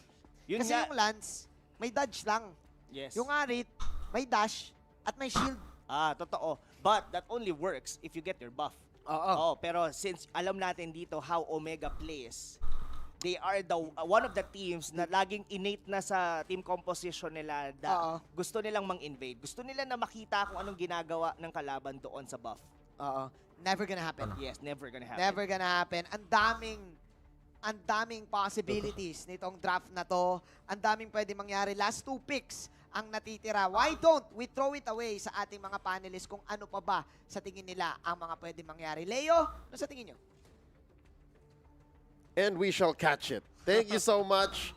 Once more, my name is Leo, your panel host for today, day number 3 at the MPL-PH Season 6 Playoffs. I'm with Chin and Paolo. And just like that, dudugtungan lang namin. We're gonna add to the discussion that our casters have already had. And we can't help but look back at how, I hate to use the word, underwhelming. Nakakakulang. Parang yung Chuck Mamba, wala siyang kamandag dito because of that Baksha pick. And while we're waiting for the redraft from Execration and Omega, I guess we should just add a little bit more of... how do we say, insight as to what happened, no? Hindi kita dito, guys, pero yung bans also played quite the role here. I believe Jawhead was banned out, Kufra was banned out, and these are all heroes that Heath and Chaknu are looking forward to. Let's look at some moments. Paolo, off the top, what do you remember from game number 1? Yung sa keys to victory nga nakalagay doon, they focus more on Benny Cutie's lane, di ba? Talagang na-shutdown, walang kill, walang assist si Benny Cutie. On the show.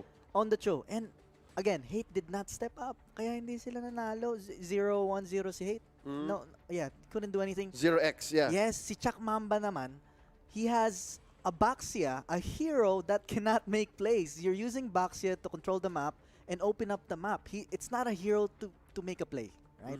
You're kind of like a meat shield. More of a meat shield. Kaya yun, talagang na-outdraft ang XA. Napakalupit ng pinakita ng Omega. Man, seriously. Yep, more than just a point for Omega, it's a point for Dale. Medyo na-corner niya dito si Syre. Yes. The draft forced Execration to, again, choke out Heath. That's one of the keys, right? Pansinin mo from the regular season, I think that's what Syre's doing, for sure, right? This was definitely something he was considering to stop Heath from doing fundamental things, but...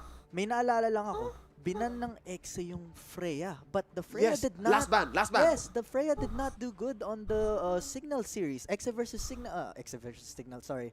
Blacklist versus Omega series. On Toshi. Yes, on Toshi. So, what's the point of banning it? Kung alam mong... yes, there might be a chance na, okay, pag pinili nila yung Freya, Toshi might do good on it.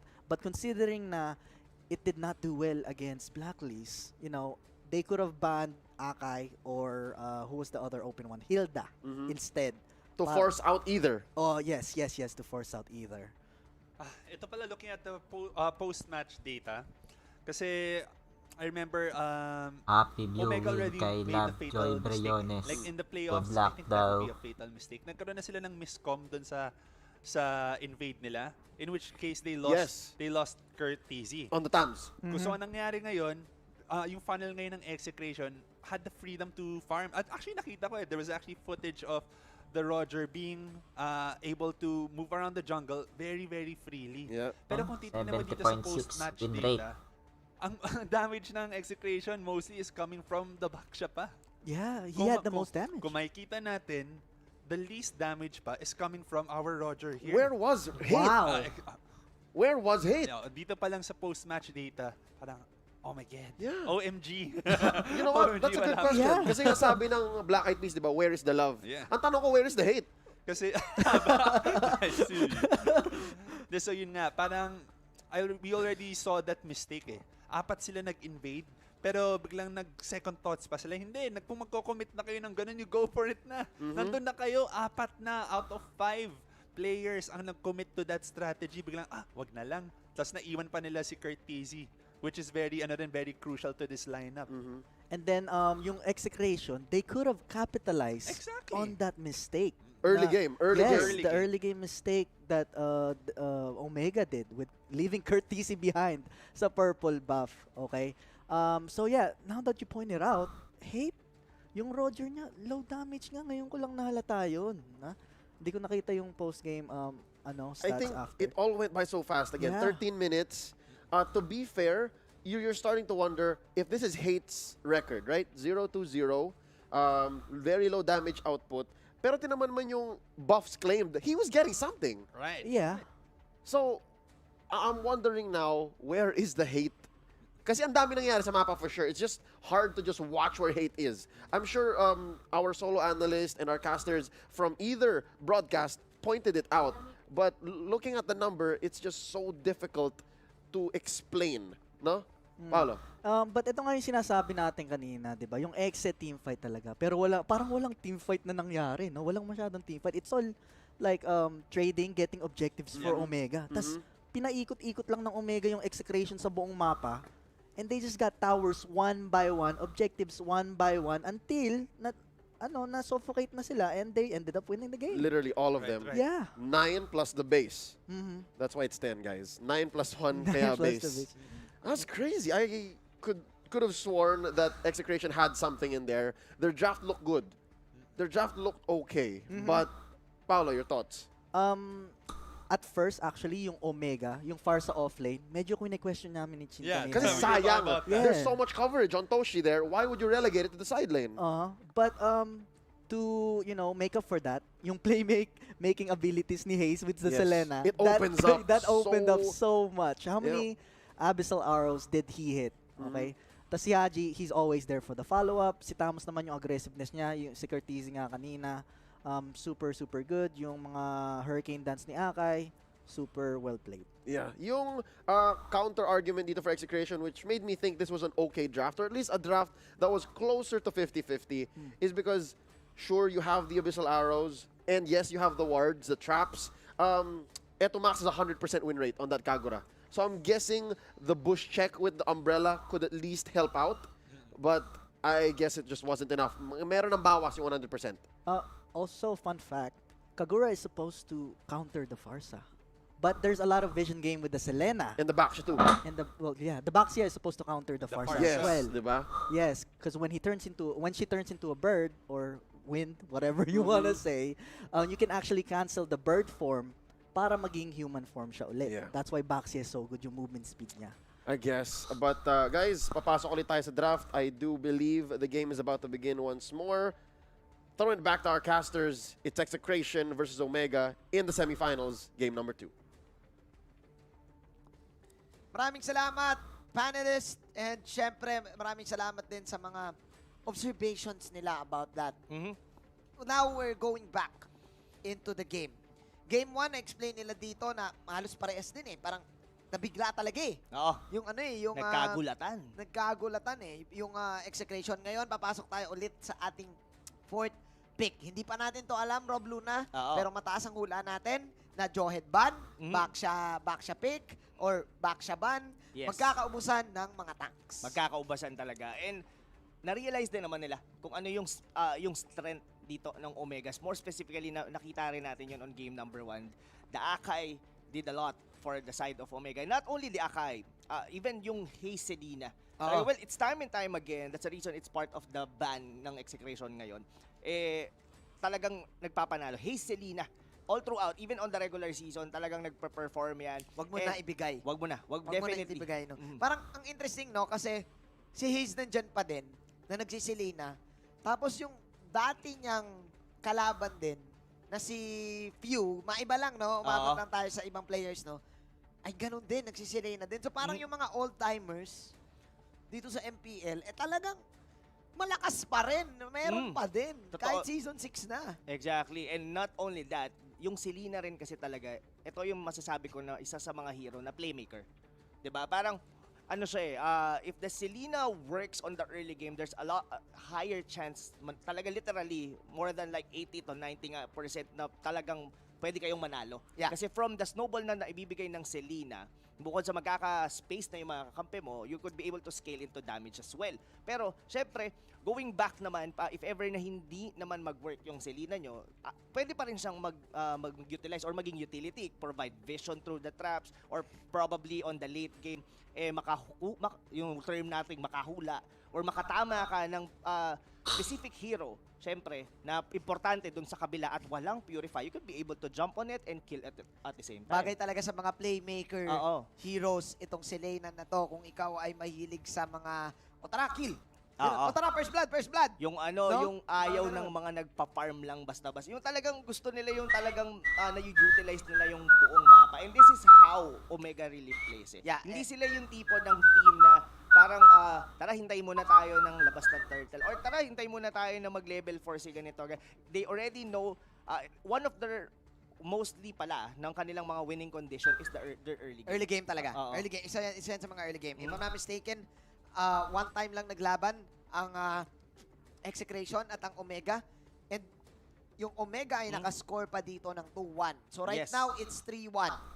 Kung ika-count mo tong laban na to.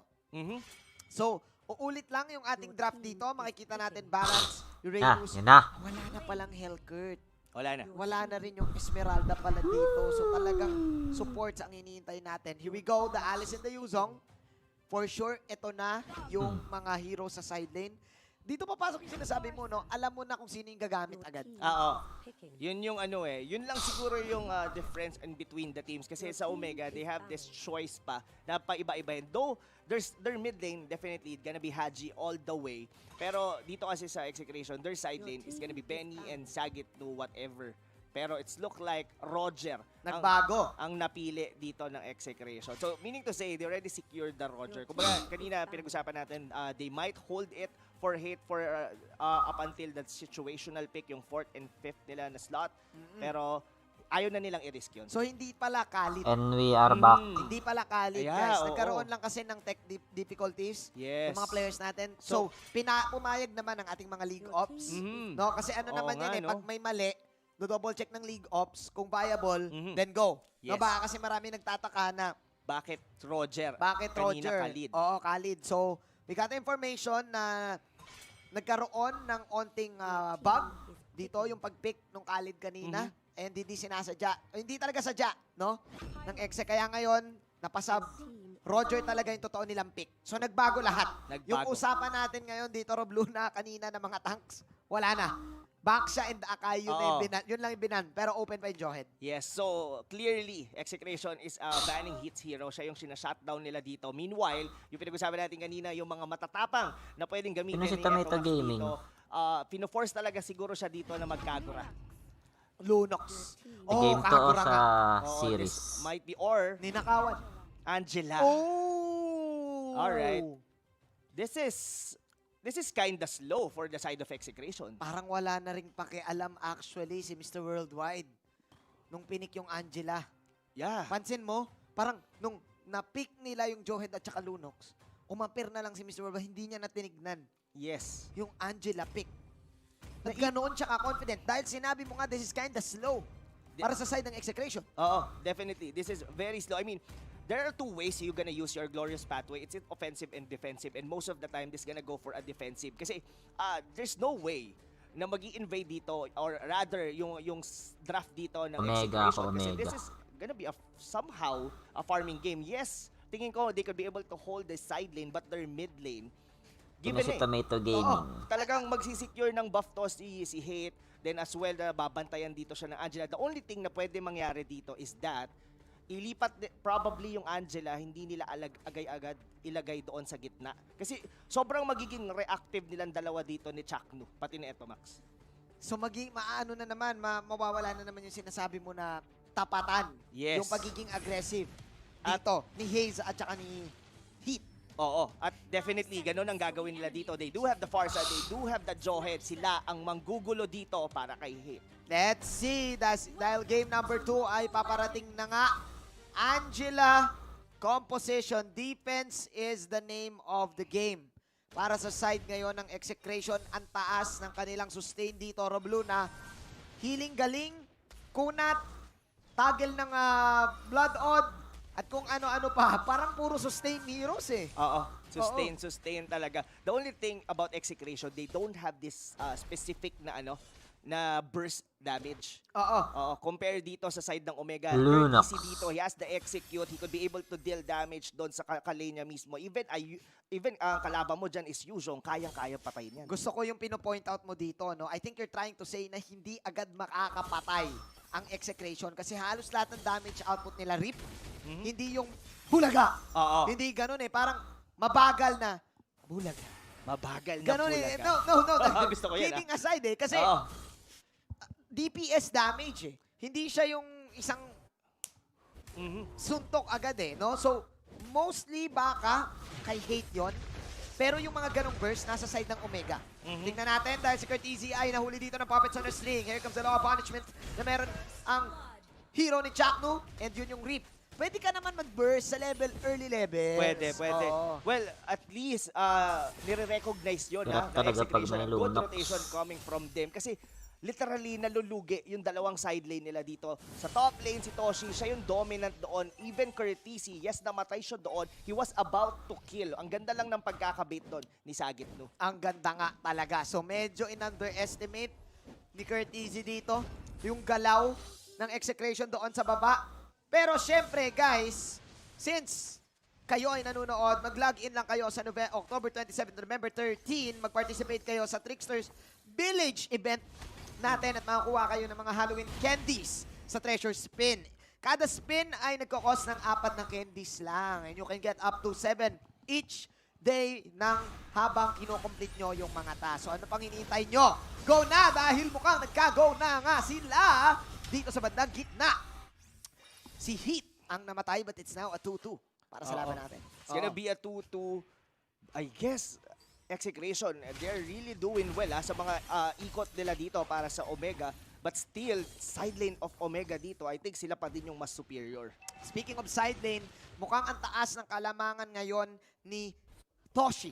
Doon sa top against kay Benny Cutie. Parang hindi nakakaporma ngayon si Benny Cutie. Look at Toshi right now. Siya yung laging umaabante. Swerte na lang ni Benny Cutie dito kasi nga mystery shop siya. So makakahabol pa rin siya sa items. Oo, makakahabol siya. But yun nga lang, yung power spike kasi, alam naman natin ng Lunox, once it gets level 4, definitely kayang-kaya niyang i-outscale dito ang Alice since hindi pa naman ganun kadami yung kanyang orbs. Oo nga eh. Ang gagawin lang siguro ni Benny Cutie dito ay spam ng waves, pero mauuna si Toshi pagdating sa poke. Speaking of poking, Glorious Pathway hindi na pinapunta doon. At si Toshi nandito sa gilid. The Heart Guard will not save Chaknu. What a play para kay Mr. Fundamental. Saan ka pupunta? Dito ka muna with the ejector. Hindi din naabot yung pangalawang ejector na yon. So Omega getting Eto Max and Chaknu. Pero libreng turtle para sa side ng Execration. Yes, but that's just a consolation for them. At least, meron nakuha doon yung Execration kasi talagang magsusnowball dito ang Omega. Kung nangyari yun, tapos sila pa yung nag-initiate doon sa turtle, well, at least Execration are already recognizing kung saan tayo nagiging mahina, doon tayo muna sa kabila. Kasi ang rotation talaga dito, specifically on the early game, pakita sa atin ng Gillette instant replay. Almost na makakatakas dito si Chaknu. Medyo nagkamali doon ng ulti si Toshi, pero patay pa rin. Ito pa mahirap, no? Pagka sa Angela, kadalasan nagiging buy one, take one. Yun nga eh.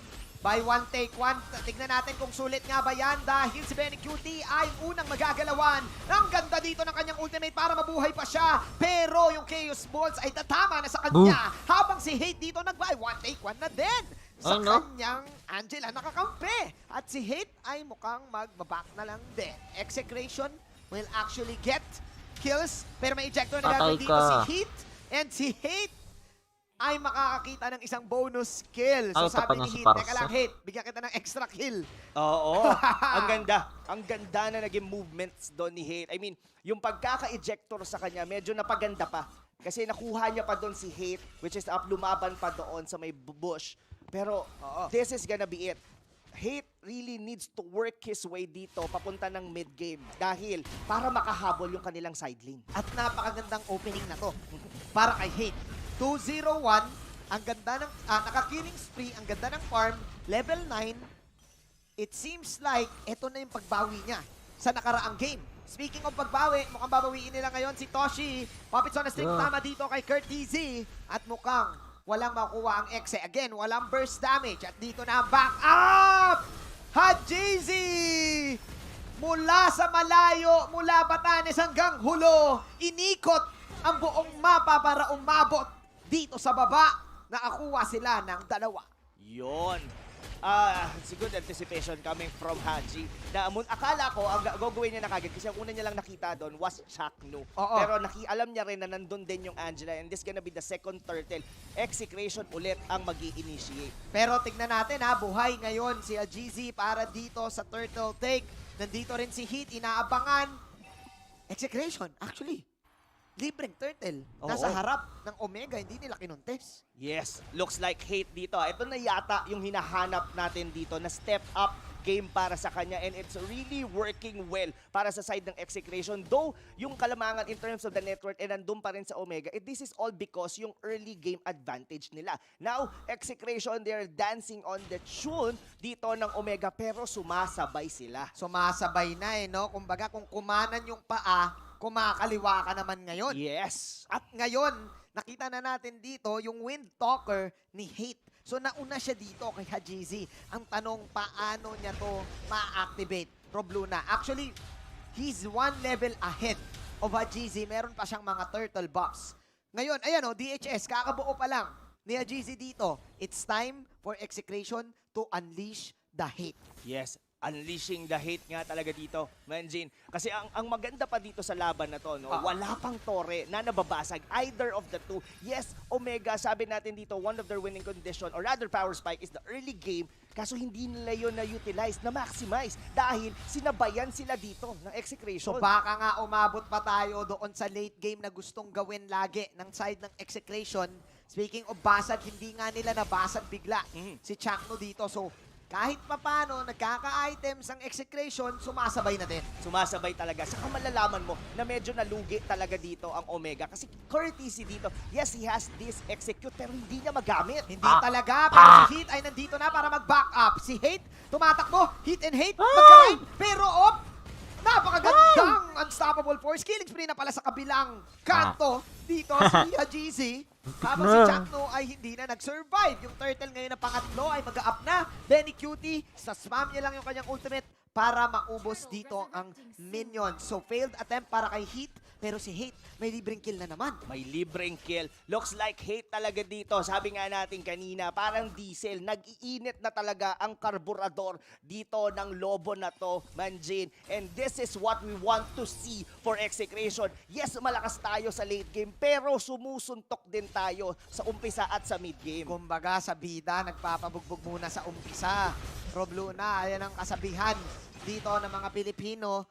Kaso again, this is Omega, methodical, parang halos lahat ng ginagawa dito ng Execration ay hindi nag-work. Pero nandito na Wolf Pounds ni kaibigang Hate. Ayun yung ultimate dito ni Ajizi. At sa wakas, nakuha nila ang KDA machine. Hate, nagwala na.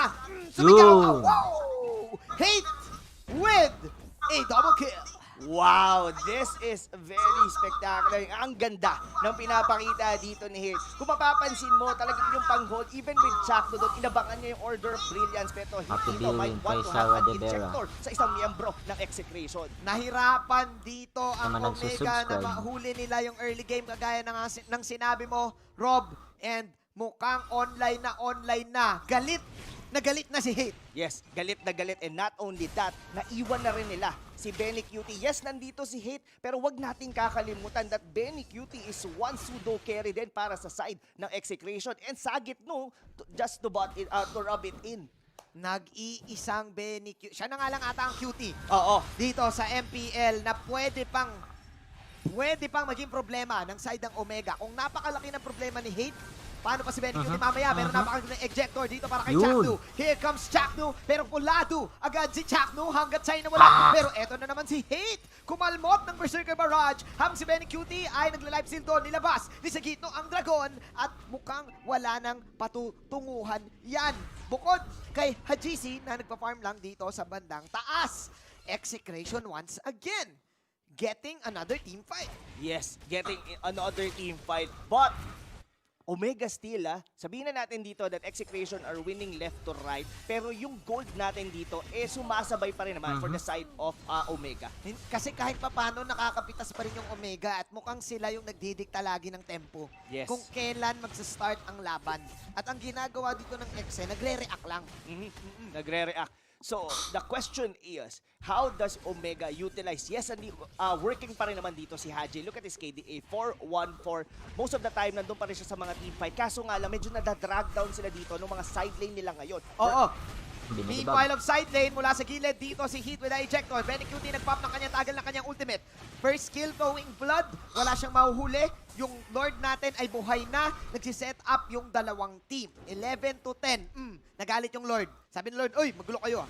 Oo, nagalit nga talaga. So I really like how courtesy na yung pag-adapt niya dito, going for the Deadly Blade and now the Curse Helmet. Ang tingin ko dito, magiging pseudo-tank na ang trip dito ni Courtesy. Speaking of pseudo-tank, siya na nga tumatangkin na lahat dito. Nako, yung Angela ay pumasok na rin sa kanya. Hindi siya mapatay. Blowing blood out para kay Benny Cutie. Si Heat ngayon ang unang mawawala. Eto, Max nandito na rin. Puppets on a string. Hajizi tumalon doon sa pader. Habang si Toshi ay pulado na din. Tinamaan siya ng mga pahangin-hangin ng Windtalker hanggang naging yellow na lang si Benny Cutie. Killing spree para sa kanya.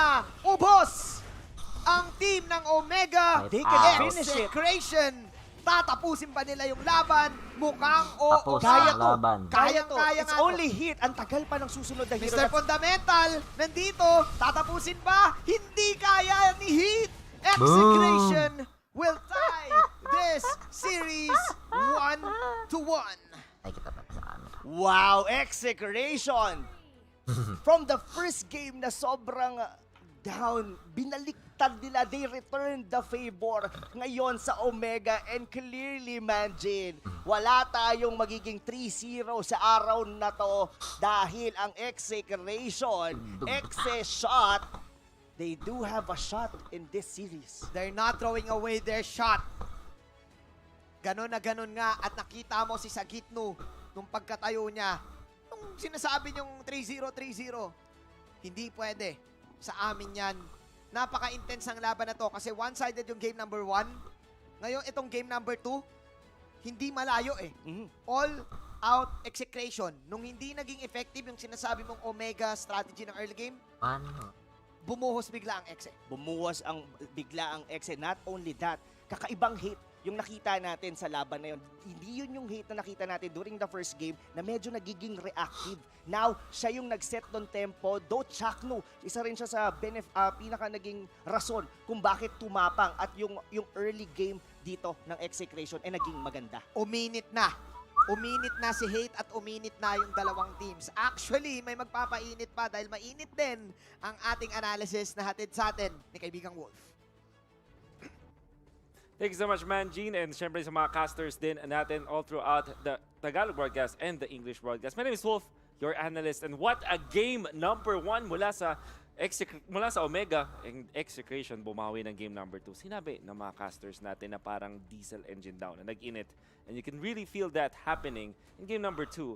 Dito sa ating draft, nakakatuwa na ang Execration ay nagpakita ng kakaiba. Yung mga tipong mga heroes na sila lang ang nagiging successful. Let's just say na ang Angela ay isang hero na kahit sinong namang team ay pwedeng gamitin. But we're happy to see Execration showing us something different in this game. If you're looking at the lineup of Omega, konti lang talaga yung kayang makapatay agad ng heroes, well, in the early stages. In the late game, surely Lunox, malakas ang burst niyan, and Farsa and Ling. Pero sa lane stage, mid-game, hindi nila kakayaning patayin si Chakno or si Sagitno or si Benny Cutie dahil sa tulong ng Angela ni Etomax. This is a defensive play na Execration, pero ginamit nila in an offensive manner. Binigyan nila ng confidence boost si Hate at si Chakno. Imagine this, laging nagda-dive sila Hate at si Chakno na walang katakot-takot dahil sa tulong ng Angela. Actually, nung mga unang stages ng game, kakabahan kayo kung fan ka ng Execration. Kasi bakit sila nagda-dive? Bakit sila nagiging aggressive? Nung nagkaroon ng magandang timing, si Etomax nakakuha siya ng item, yung ultimate niya naging available na, tapos kumunat na rin after the first set of items. For the tanks and the side lanes of Execration, siya rin sa paglaban. Masasabi natin hindi yun yung pinaka-safe na play, but it worked for Execration, so we cannot blame them for that. Now, we can see, syempre, mamaya sa participation ng bawat player dito sa ating laro, nataas ang damage output ni Toshi on the Lunox as well as GZ. But, again, wala silang pang-closeout. Unfortunately, para sa Omega, isang clash lang ang nakadali sa kanila sa Execration. Siguro pwede nating argue na pag nagkaroon nga ng late game situation, Ling, baka kayanin niya yung Roger, or at the same time, Roger, kakayanin niya yung Ling. As well as this Lunox, magsiscale siya with Toshi. However, hindi nga natin nakita yun because of that one clash. And I think that if we see the highlights later, makikita natin kung ano ba talaga ang nangyari doon. But again, I would want you to focus on the fact na yung timing ni Etomax on this Angela and as well as yung timing ni Hate sa pagiging aggressive niya ay naging crucial dito sa mga nangyari nga sa clash in the highlights of that match. You see the early stages, obviously, balitan lang dito ang pare sa teams natin. Kakabahan ka din talaga kay Chakno dahil masyado silang aggressive. And they're trying their best. Pero nakikita mo naman, Chakno can play aggressively dahil sa nakikita nating plays out of this Angela. And nagkaroon ng palitan ng plays ang pares na teams. There came to a point na ang Execration ay nagpe-play around dun sa fact na kaya nilang mag-push. And that's something na kailangan nating i-comment sa Execration. Meron silang objectives after taking down their opponents sa kills. Ang gandang bait play din nun. Chakno, siya yung kadalasang namamatay sa side ng Execration dahil napapatay siya ng Omega. But the fact that Hate is not being punished at all by Omega, that's good. Ito yata yung na-try ni Hate na tumakbo at makakatakbo siya afterwards. I think Farsa will be here after. Hindi yung isang clash pala yon. But you can see si Sagitno, kaya din niya maging aggressive. Tapos may wrap around mula kay Hate at kay Chakno kasi nagbuhos na sila doon kay Sagitno ng mga skills nila. And that is when you know that Execration knows kung ano yung magandang timing sa pag-clash. Katulad ng dive na yun ni Hate. Tapos, rinse and repeat mga clash. I think this is the clash that we can see yung Execration ay unti-unti na nga makakuha ng advantage. Una sa lahat, naging aggressive sila with Benny Cutie. Dumating yung timing ng Winter Truncheon ni Benny Cutie na available na siya. They know na pwede talaga sila mag-dive. This specific clash right here, as you can see, hindi na natin ipopause kasi kita-kita nyo naman sobrang bilis, di ba? But that is off of the aggressiveness and the respect of timing para sa side ng Execration. Siguro, maiisip nyo yung sitwasyon sa bootcamp nila habang pinag-uusapan nila yung clash na yon. Siguro sinabi ni Benny Cutie na, oy, may Winter Truncheon na ako, pwede na kayo maging matapang dyan. Tapangan nyo lang. And then, everybody just chimed in. Talagang coordinated yung pag-atake nila. And this guy, Hate, the MVP, 6-0-6. I would agree with what the caster said. Ibang klase yung pinakita niya sa game number 2 from comparing his performance in game number 1. So, what are the keys to victory? What are the breaks of the game? Para sa side ng Execration, napakasimple lang. Let Hate, channel the hate, kumbaga, yung na lagi natin sinasabi. And if you want to support Execration, scan nyo lang tong QR code na yan. What they did for Execration was all about kung paano sila coordinated sa laban, sa kanilang communication ay nandyan. We know that Execration is a team na parang magtotropa talaga sila lahat. And that really is what they need to be banking on. Para naman sa Omega, if you want to support them, scan this QR code. And maybe what they can do para sa game number 3, para makakuha ulit ng panalo laban sa Execration, honestly, just do what they're used to be doing. Kung ano man yung recipe nila sa game 1 at game 2, hindi naman masama. It's just that ang Execration ay mas confident at mas maangas sa game number 2. By the way, do visit the new official MPL-PH page by scanning this QR code para naman din updated kayo sa lahat ng happenings sa mundo ng Mobile Legends. Also, would like to ask for your opinion sa mga insights ninyo. We will be showing some QR codes that you can fill in with the surveys. May mga katanungan po tayo dyan at matutulungan natin ang improvement, of course, ng Mobile Legends. Another survey. Do hope na nagpa-participate kayo sa ating mga surveys just by scanning the QR code. At syempre, para din naman makabalik sa inyo mga nanonood ngayon, mamimigay kami ng mga malulupit na giveaway codes all throughout the playoffs. Every single game, marami po tayong mga giveaway codes na ibibigay. At nangyayari yan every time na mayroong analysis segment. So we do hope you stay in sa panonood habang tayo po ay nagbibigay ng mga analysis para hindi lang kayo mananalo ng mga codes, marami pa kayong matututunan at pwede nyo pang magamit sa inyong mga laro. That has been game number 2 and all of a sudden, 1-1 na nga ang ating score. Napakabilis na game number 2.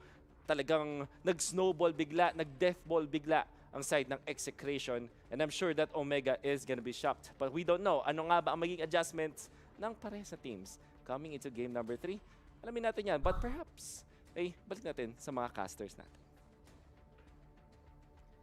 Maraming salamat sa napakalupit na analysis, kaibigan Wolf. And yes, Game 3, naging best of 3 ang ating semifinals. And I think in-expect natin na pwede nga mangyari itong ganitong setup para sa side ng Omega at sa side ng Execration.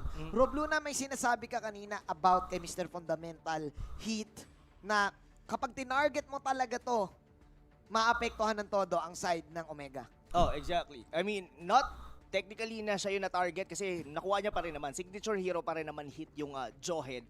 And I was really surprised. Hindi tayo nakakita ng mga the usual invade that they're doing. Oo, kasi may Farsa kayo, may Jawhead kayo, pero parang ang nag-i-invade pa yung Execration eh. Oo. Not technically nag-i-invade. It's more on sila yung nagsiset ng tempo sa mga ganks. Kasi kung maisip natin, lamang sobra yung side lane ng Omega. Like on the first before actually lumabas yung turtle, during the laning phase at least, the 3 minute and 40 seconds hanggang sa mawala ang energy shield. Kung maisipin mo, almost, kaya masyadong malalim si Curtis sa baba kasi lamang siya kay Benny Cutie doon sa may Alice. Kaso nga lang, from the rotation na pinakita doon nila Chaknu, napunahan nila.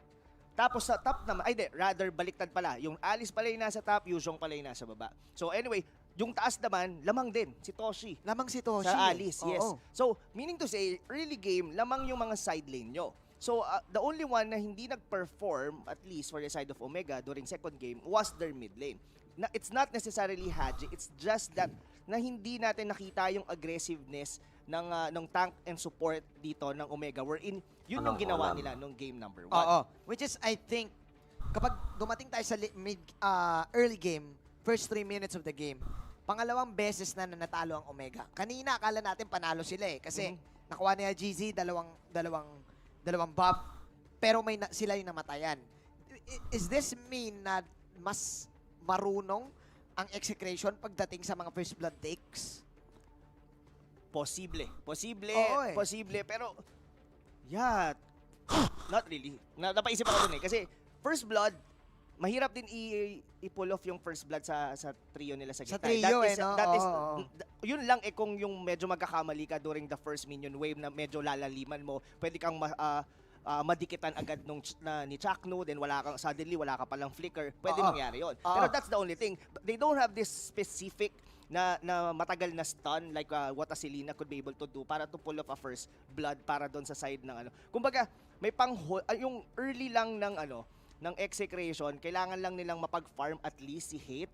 And nakita naman natin nung medyo naging maganda yung ikot niya doon sa early stages of the game. Una nga, nakakapatay-patay or sumasabay yung Omega eh. Pero the only thing na bawi ng Execration during that time is that, yes, patayin nyo na yung side lane namin, pero kunin natin turtle. Men, si Hate pa din, no? kung magiging paulit-ulit yung ganitong laro ni Hate, baka pwedeng i-exe na eh. Kasi si Ajizi tumabla sila eh. Yes. Kanina eh. Pero kasi si Ajizi, siya yung type ng carry na hindi siya yung mauuna lagi. Lagi siyang police. Diba? Lagi siyang sweeper. Pero kanina ngayon, si Hate, siya pa yung nag-i-initiate. It rhymes. It rhymes Diba? talaga. Umaabot pa nga sa point na binabato siya ni Hate. Tabla. Pero papunta pala sa kampi niya. Papunta pala sa point na pag binato si Hate, si Hate pa yung mga arangkada. Binato mo ako sa kampi mo ha. O sige, kakalating ko. Oo. Bukod doon. Ganun eh. Oo, bukod doon, the reason bakit din nag-enable ng ganon na kalupet si Hate was actually Chakno. Grabe, kung sasabihin na natin, it might look simple na humaharap doon yung Hylos, pero sobrang nakakainis yung pwesto lagi ni Chakno na parang awkward pumasok for the side of Omega. Lalo na, yun talaga ang power ng isang Hylos eh, no? Lalo na't nadagdagan ng concussive blast. Parang dalawa yung ano mo, yung low punishment mo. Yung second skill na nasa baba, tapos yung may concussive blast pa. So, ang dami-daming damage output na naibibigay ng isang Hylos at level 1.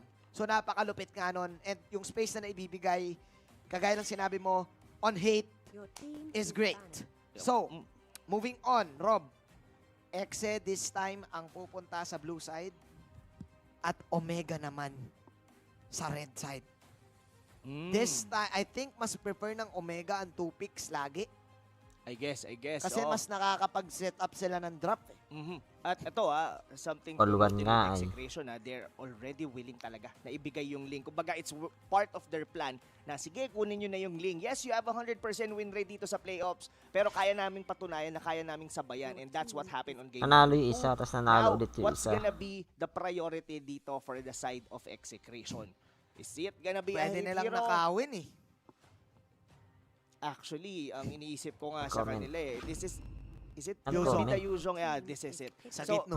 this is like almost the same how Aura PH was drafting yesterday. Na Yuzong. pinaprioritize nila talaga yung Comment yung Yuzong. apo ni But the only difference Aguinaldo. is this is the Si type DJ of Aguinaldo. Yuzong na hindi sobrang aggressive. Kasi maalala mo, si Kiluwas yesterday was going on the execute pero hindi niya na ma-maximize. Pero dito, si Correct. Sagit nung he was on the flicker. So that only says, sinasabi lang no, na hindi siya ganun ka-aggressive, going for just bloodless axe and definitely parang pampakunat na.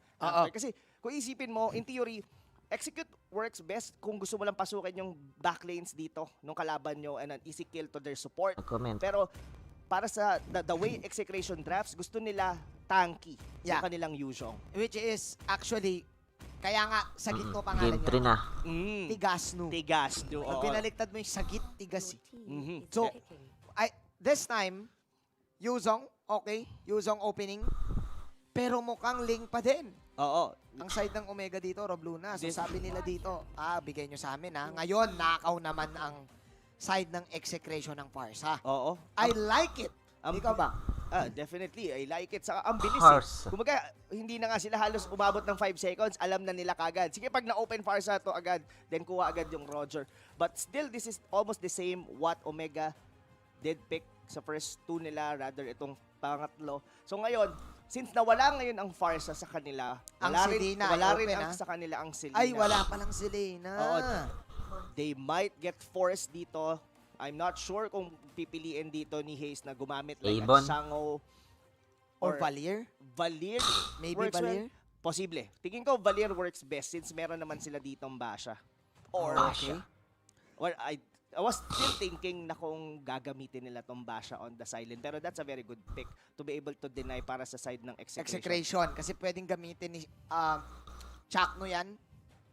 Ang inintay natin dito ay hero din ni Chakno para sa side ng Exe. I like the Choban dito, Rob Luna, ng side ng Omega. Tinanggalan ngayon si Benny Cutie. Hindi pa natin alam yung hero ni Benny Cutie dito. Pero again, open pa yung mga marksman. 1-1 is open against the back siya. It's gonna be, actually magiging awkward siya. Pagka nag 1-1 pa dito ang Execration. I was thinking for like a Harit. Harit na lang, Oo, no? kung sakaling hindi man ito yung magiging hate hero. Pero if ever will be thinking ng side lane, buhay pa din naman dito yung Khalid. Still gonna be a fine option para sa kanila. Yep. They could potentially use a Ruby on the side. To be honest, naghihintay ako, Manjane, nung mga tipong those supports like the Kadita, na pinakita sa atin ng Bren yesterday. Kagahapon, yes. Oo. Or even, if ever man may gumamit, mag-try ng Veil, I'm not really sure it's not gonna work dito sa meta natin sa Pilipinas. Ako gusto ko makita ulit yung yung mga Lunox talaga eh. Pwede. Lunox support. Kanina yung Lunox side lane eh. Side lane, yes. Mukhang mas pinaprioritize ngayon ng Omega yung mga mage side lane. Oo. At ayan na, Claude, I like the ban. Kasi that fits well para sa draft ng Execration eh. Na yung the usual avarice type. Na pang side lane talaga. Na Claude. Na Claude, definitely. So what is the last ban ngayon ng side ng Exe? Ang kulang sa Omega ay support. Support. Or isa pang side lane. Baka Freya? Your team is Angela. Okay. Support Angela for the Angeling. I like it. At mukhang napangiti si Curtizy. Mukhang it's not part of their plan eh. No? So, what's gonna be it for the side of Omega? Is it gonna be a Chango? Will they take it just to ang future SCS president. Papuntang late game Happy insurance? Or gusto ba nila na mas maging aggressive? Are they gonna pick for Aloy? I don't Kailangan think so. nila ng stun eh. Yes, Ang kailangan Omega nila eh. ng isang magandang pang crowd control dito. But Oh. Kagura, Chango. it's the Chango. Chango. Okay. But Kagura yung sinabi ni Madam. Hindi, na ka lang, hindi mo lang narinig Chango. Ay, Chango pala. Parang nang sinabi kasi, can you? Oo. Medyo na pala. Pero anyway, Pero that Chango, works, yeah. that works for them. So meaning to say, ganito Chango yan. nga ang pasan. They have a potential na pumake dito ng another carry for the side of Omega, or pwede rin sila that they could go very aggressive dito to pick another fighter na palaban. Oo. Pwedeng Khalid? Is it Siguro? No, sir, Khalid? sabi niya. 1-1, Yes, sir. yun na. Oh. Sinabi 1-1. natin to kanina, Rob Luna. Open ang 1-1, maganda sa Balir. Maganda sa Baksha. Plus isa pang side lane. Subscribe ka na dyan, David, para masaya. Tank pala. Okay, side lane na pala yung 1-1. Isa pang tank, ayun ang gusto kong sabihin. Akai Parsa combo, may 1-1 late game ka. Anong sagot ngayon ng Omega? Yun talaga ang tanong. Pero I like how these two picks went on for Execration. This is an is like a Viva RRQ type of lineup. Hindi ito YSS, pero I guess gagana pa rin naman ito with a Roger to pair up. Pero yung Akai kasi dito, this would definitely do wonders para sa dalawang marksman dito ng Execration. Nag-agree ako dito sa Akai pick na to, Rob Luna. Para sa side ng Execration. Ang daming pwedeng setup para sa Parsa, lalo na tang Exe, gusto nila yung mga kill type. Pero early game, for Omega with the Natalia. Mukhang yeah, so we already know, mga kaibigan, what's gonna be both their winning condition. If this goes late, Execration has the higher chance to win this, but Omega, if they could pull off all throughout the other two games, talagang they really banking Roger's on the early game. Early game talaga Kasi sabi ng Omega, ay wag na natin paabutin doon kasi ang taas ng decision making prowess ng side ng Execration dito. Yes. Rob Luna, binago ng Omega yung formula nila. Wala silang masyadong stuns ngayon. Pero yung early game damage sila, meron another side lane mage para kay Toshi. Nawala na sa kanya dito yung mga Freya, nawala na yung mga Tams, nawala na yung mga X-Borg, pangatlong side lane mage. Mababago kaya nito ang tides ng game? Kasi 1-1, as a side lane, kailangan pang maging safe sa umpisa. Yes. Definitely magiging parang stalemate for the side lane dito, kung saan man yung Chango. Pero what excites me dito for the side of Omega is how hate, or rather, how Haze utilize the map. Kasi Natalia, definitely, siya ang magsiset ng tempo sa laro na to. Saan pupunta? Hindi magwawagi. Execration si Haze or Team dito. Omega. Game number 3 is coming your way, boys and girls. Mag-uumpisa na naman sa orange box si Heat. Habang ang Omega ay bibigyan lang ng time. Si Ajizi, Execration actually, Chakno spotting out Heat. Tignan natin kung magka-counter invade ba sila. Oo, pero looks like hindi na. Dahil parang sinilip lang ni Chakno kung ano yung ginagawa doon sa may orange ba. Oo. Sakit. Sakit. Ang Ito sakit. yun eh. Ito talaga yun eh. Ito talagang papansin niyo mga kaibigan kung saan umikot ang Natalia. The first 3 minutes, talagang pasasakitin siya ng ang magic ulo sarap. dito Oo. ng Execration. At saka kasi kung akay ka, wala ka masyadong gagawin kung wala ka pang Townsend Pounder eh. Meron ka lang nung Pragi. Yung Pragi lang, yung second skill lang yung ano mo, yung magagamit mo for a time. Pwedeng pampo, pwedeng pang normal, pero hindi ka rin makakalapit. So talagang wala dito yung Execration early game na first 5 minutes bugbugan. Pero ngayon, level 2 na siya. Oo, level 2 na Ayun siya. na. Ayun na. Oh, okay. Sabi ni Chakno, kanina ka pa. Kanina ka pa, batuin kita ng blender. Oo. Oo. So now, mga kaibigan, it's Yun about na si Omega. Jamid. Medyo sila Gaming. talaga yung papasok dito. Yun na may Giving Tomato Haji. Gaming, tas may Kumbaga, Jamid ang Gaming. setup ng tank Pakilala and kayo. haze and heat dito ulit is that to provide Haji the time na umikot sa mapa, mag-farm, get left and right, o top or bottom ng mga karab, and possibly get a pick-off. Oo. Pick-off type ang gusto laro dito ng Omega. Now looking at the May record preparations, pala. Rob Luna, pangalawang beses natin nakita. Weakness Finder plus Aegis. Second time, 1-1 Aegis side lane. We're back to Season 1. Para dito kay Benny Cutie. And nagiging effective to para sa kanya. Oo, effective na effective yung Aegis Patay talaga. ka. Pero no sense din naman since meron na silang red 3. Speaking of retry, Benny Cutie, actually kakabati lang natin. Yung Aegis ay hindi naging effective para mabuhay siya doon. Hitang na mula dito, binabato niya na Buhay lang pa. si Eto Max as Toshi will save him by using the Meteor Shower. So Haze making the plays para dito sa side ng Omega. Oo. Speaking of plays, we do also have here mga kaibigan, Hi. from October 27 hanggang November 13, mag-login kayo sa inyong mga laro and participate in Anong the nilalaro mo, Tricksters Baga? Village event and get Ang Halloween David. candies for treasure spin. Each spin will cost 4 Halloween candies and you can get up to 7 each day. At pag na-complete nyo yung task, magkakaroon kayo ng Terisla special skin na Hammer Giant. Guaranteed yan sa 10 spin and of course, you don't want to miss this one out. Kunin nyo na yan, baka kunin pa ng iba. Yes. Yan, spin lang kayo ng spin. Speaking of spin, hindi na makagalaw ngayon si Benny Cutie dahil nai-spaman siya dito ni Toshi sa top lane. Kaya pinoprotektahan talaga siya ni Chakno. To the point na hindi na nakakagalaw si na Chak. Kumain na tayo pagkatapos Dahil ng game. Omega na ay nagko-control ng mid at saka ng bottom. Yes, but we also have to take note, Manjin, na ito talaga yung power spike ng Omega, yung early game. And there's something to note. Yes, nakuha nila dito yung first turtle of the game. Pero 1 kill in just 3 minutes, hindi nila na ma-maximize yung uptime dito ng execution ng Natalia. Totoo, kasi parang babagal pa din eh. Yung Malakas pag-kill to ng pag-kill ng pag-kill. To the point na Pero nakakapag-farm si mahina pa Benny yung damage Cutie. ng iyon. Meanwhile, Omega setting something up dito sa bandang top lane. Sumubok mag-push ang Execration dito. Pagbubudbod. Pero it's still Pagsik gonna be sarap. Omega on getting the gold. And mukhang sila pa rin ang in control ng tempo ng laban. Speaking of tempo, ayan, kakasabi lang natin. Anong Morpheus yan nilalaro mo? Yun na yun.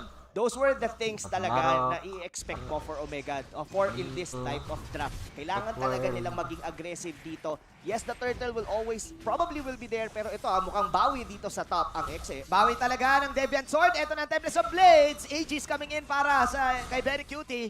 But Omega will punish MMORPG, Benny massive Cutie's multiplayer overextension online doon sa top role-playing lane. game. At sila ang makakalamang pa rin.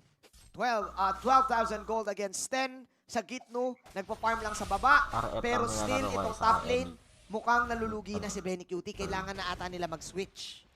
Possibly a switch or rather tiisin. Kasi if you gonna switch the Yuge song doon sa may top, is almost the same thing. Kasi mas medyo nakakapalag yung Yuzhong dito Kay Sagino. Tams. Yes, sa Oo. Tamos. Nakita natin, nagka-cut lane pa nga doon si Sagino. That's how confident he is. So I guess, okay lang na muna na medyo masacrifice dito yung buhay ni Benny Cutie as long as the other 2 cores ng Execration dito nakakapag-farm. Okay pa rin Dragon naman kasi Raja. pagdating sa late Ano rin. game, hindi na nagmamatter yung mga Laruin napitas mo yung ka ng ano, dalawang beses. Genshin Kung ikaw si Impact. Benny Cutie. So ngayon, pinoprotektahan siya ni Chakno. Pero agresibo pa rin si Heat. Genshin Impact. At si Toshi. Makikita Pinakamagandang nila si laro Chakno dito. Pinaulanan ng mga meteor shower! Boom! Sakto pa Mag-RF sa ako, pinakahuling pero ano. pixel.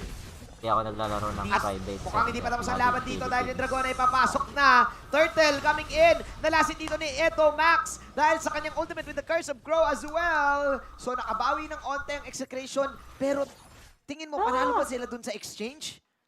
I guess they have to take it one way or another kasi compare na namatay na nga doon sa top. Medyo di siguro na-anticipate din ni Benny QT na hindi kakayanin ng buhay doon ni Chakno. He could be able to block the meteor shower from there kaso hindi niya nagawa or rather yung normal attack niya nag-force na mag-lip siya doon sa bandang kaliwa. Oo.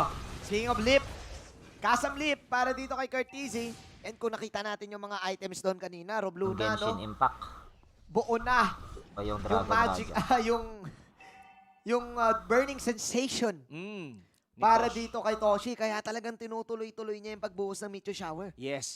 Pero something to note for Execration, as yes, sila yung medyo nahihirapan dito going into dito sa early to mid game natin. Pero yung si Eto Max is doing his job.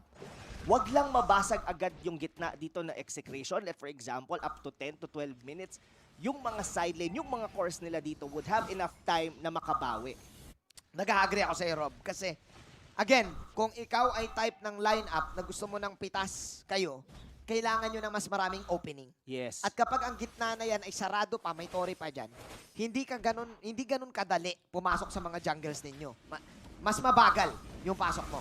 Oo, mas mabagal. So, medyo na-realize din yon ng Omega na hindi sila pwedeng maging hold lang sa gitna and they have to make something happen at yun na nga yung dito sa ibaba. Talagang pipilitin na itong laban na to dahil si Heat ay pulado. Si Heat actually ang lalasit sa kanya by using the pounds. So Heat is down for the count. Magandang panglaro ng 18 Genshin seconds yung left. Meanwhile, tuloy-tuloy pa rin ang laban dito sa baba. Haze naman! Nag-give up ng 2 kill doon ng Omega after the switch. And Execration with a snap nakabawi. Ano nangyari doon, Rob? Medyo na out of position. Honestly, doon si Hayes. And I guess bigla rin siyang na-reveal. Pero ito yung turtle dito. Another one for Execration. Isa na naman para kay Heat dito at tutulong na si Heat. Okay, Rob. ng Redmi 6 Pro. Execration. Nalugi sila dito ng early doon sa top lane. Pero kagaya ng sinabi mo, yung mga heroes nila dito, okay lang hanggat si Benny QT nagsasacrifice 2 deaths. Nakakuha sila ng mga biglaang kills. Ano ngayon ang conversion na kailangan nilang gawin? Kasi ang Omega mukhang na-disrupt bigla yung rotation. Oo, na-dismantle yung early game strategy nila dito. They can still fight it naman. On the late game, they still have dito Haji, uncontested, nakakapag-farm 2-0-1 with KDA. Pero kasi ang mahirap dito, Manjin, is that yung isa sa power spike ng Link is yung ability niya na lumipat-lipat ng lane. Pero kung mapapansin mo dito, yung 1-1, and as well dito si Sagit, nandun lang sila sa respective side lane nila. So meaning, hindi basta-basta si Haji dito na makakapag-split push. At saka hindi niya rin kasi kaya mag-isa yun eh. Yung 1-1 at saka yung Sagit, kailangan talaga ng Omega dito ng 2 tao o 3 tao para kumuha ng kill. And eto, Max, wow, nabuhay pa doon sa attempt ng Omega. Mukhang itutuloy ng Omega to. Kailangan nila yung kill sa gitna. Hajizi with a killing spree. Sabay buo pa ng Blade of Heptasis ni Hayes. I think sinacrifice na ni Eto Max yung buhay niya doon. Kasi if ever na hindi niya ginamit yung ultimate niya doon, mababasag yung gitna. And that is something na nag-hold. Kung bakit nahihirapan i-penetrate ng Omega dito, the rest of the jungle in as well with Execration, dahil buhay pa yung Tore sa gitna ng Exe. Yun na nga. Pero speaking of Tore, nawala ang gitnang Tore ng Omega. Imbis na Omega may makapag-push, Execration pa. Dahil dun sa mga side lanes na space na nagawa nila. It's still an even ball game, Rob Luna. It is. Ang hirap na sabihin ngayon kung sino lamang. Parehas lamang. 10 minutes pa lang. And kung iisipin mo, Styles Clash yung nangyayari eh. Kasi Omega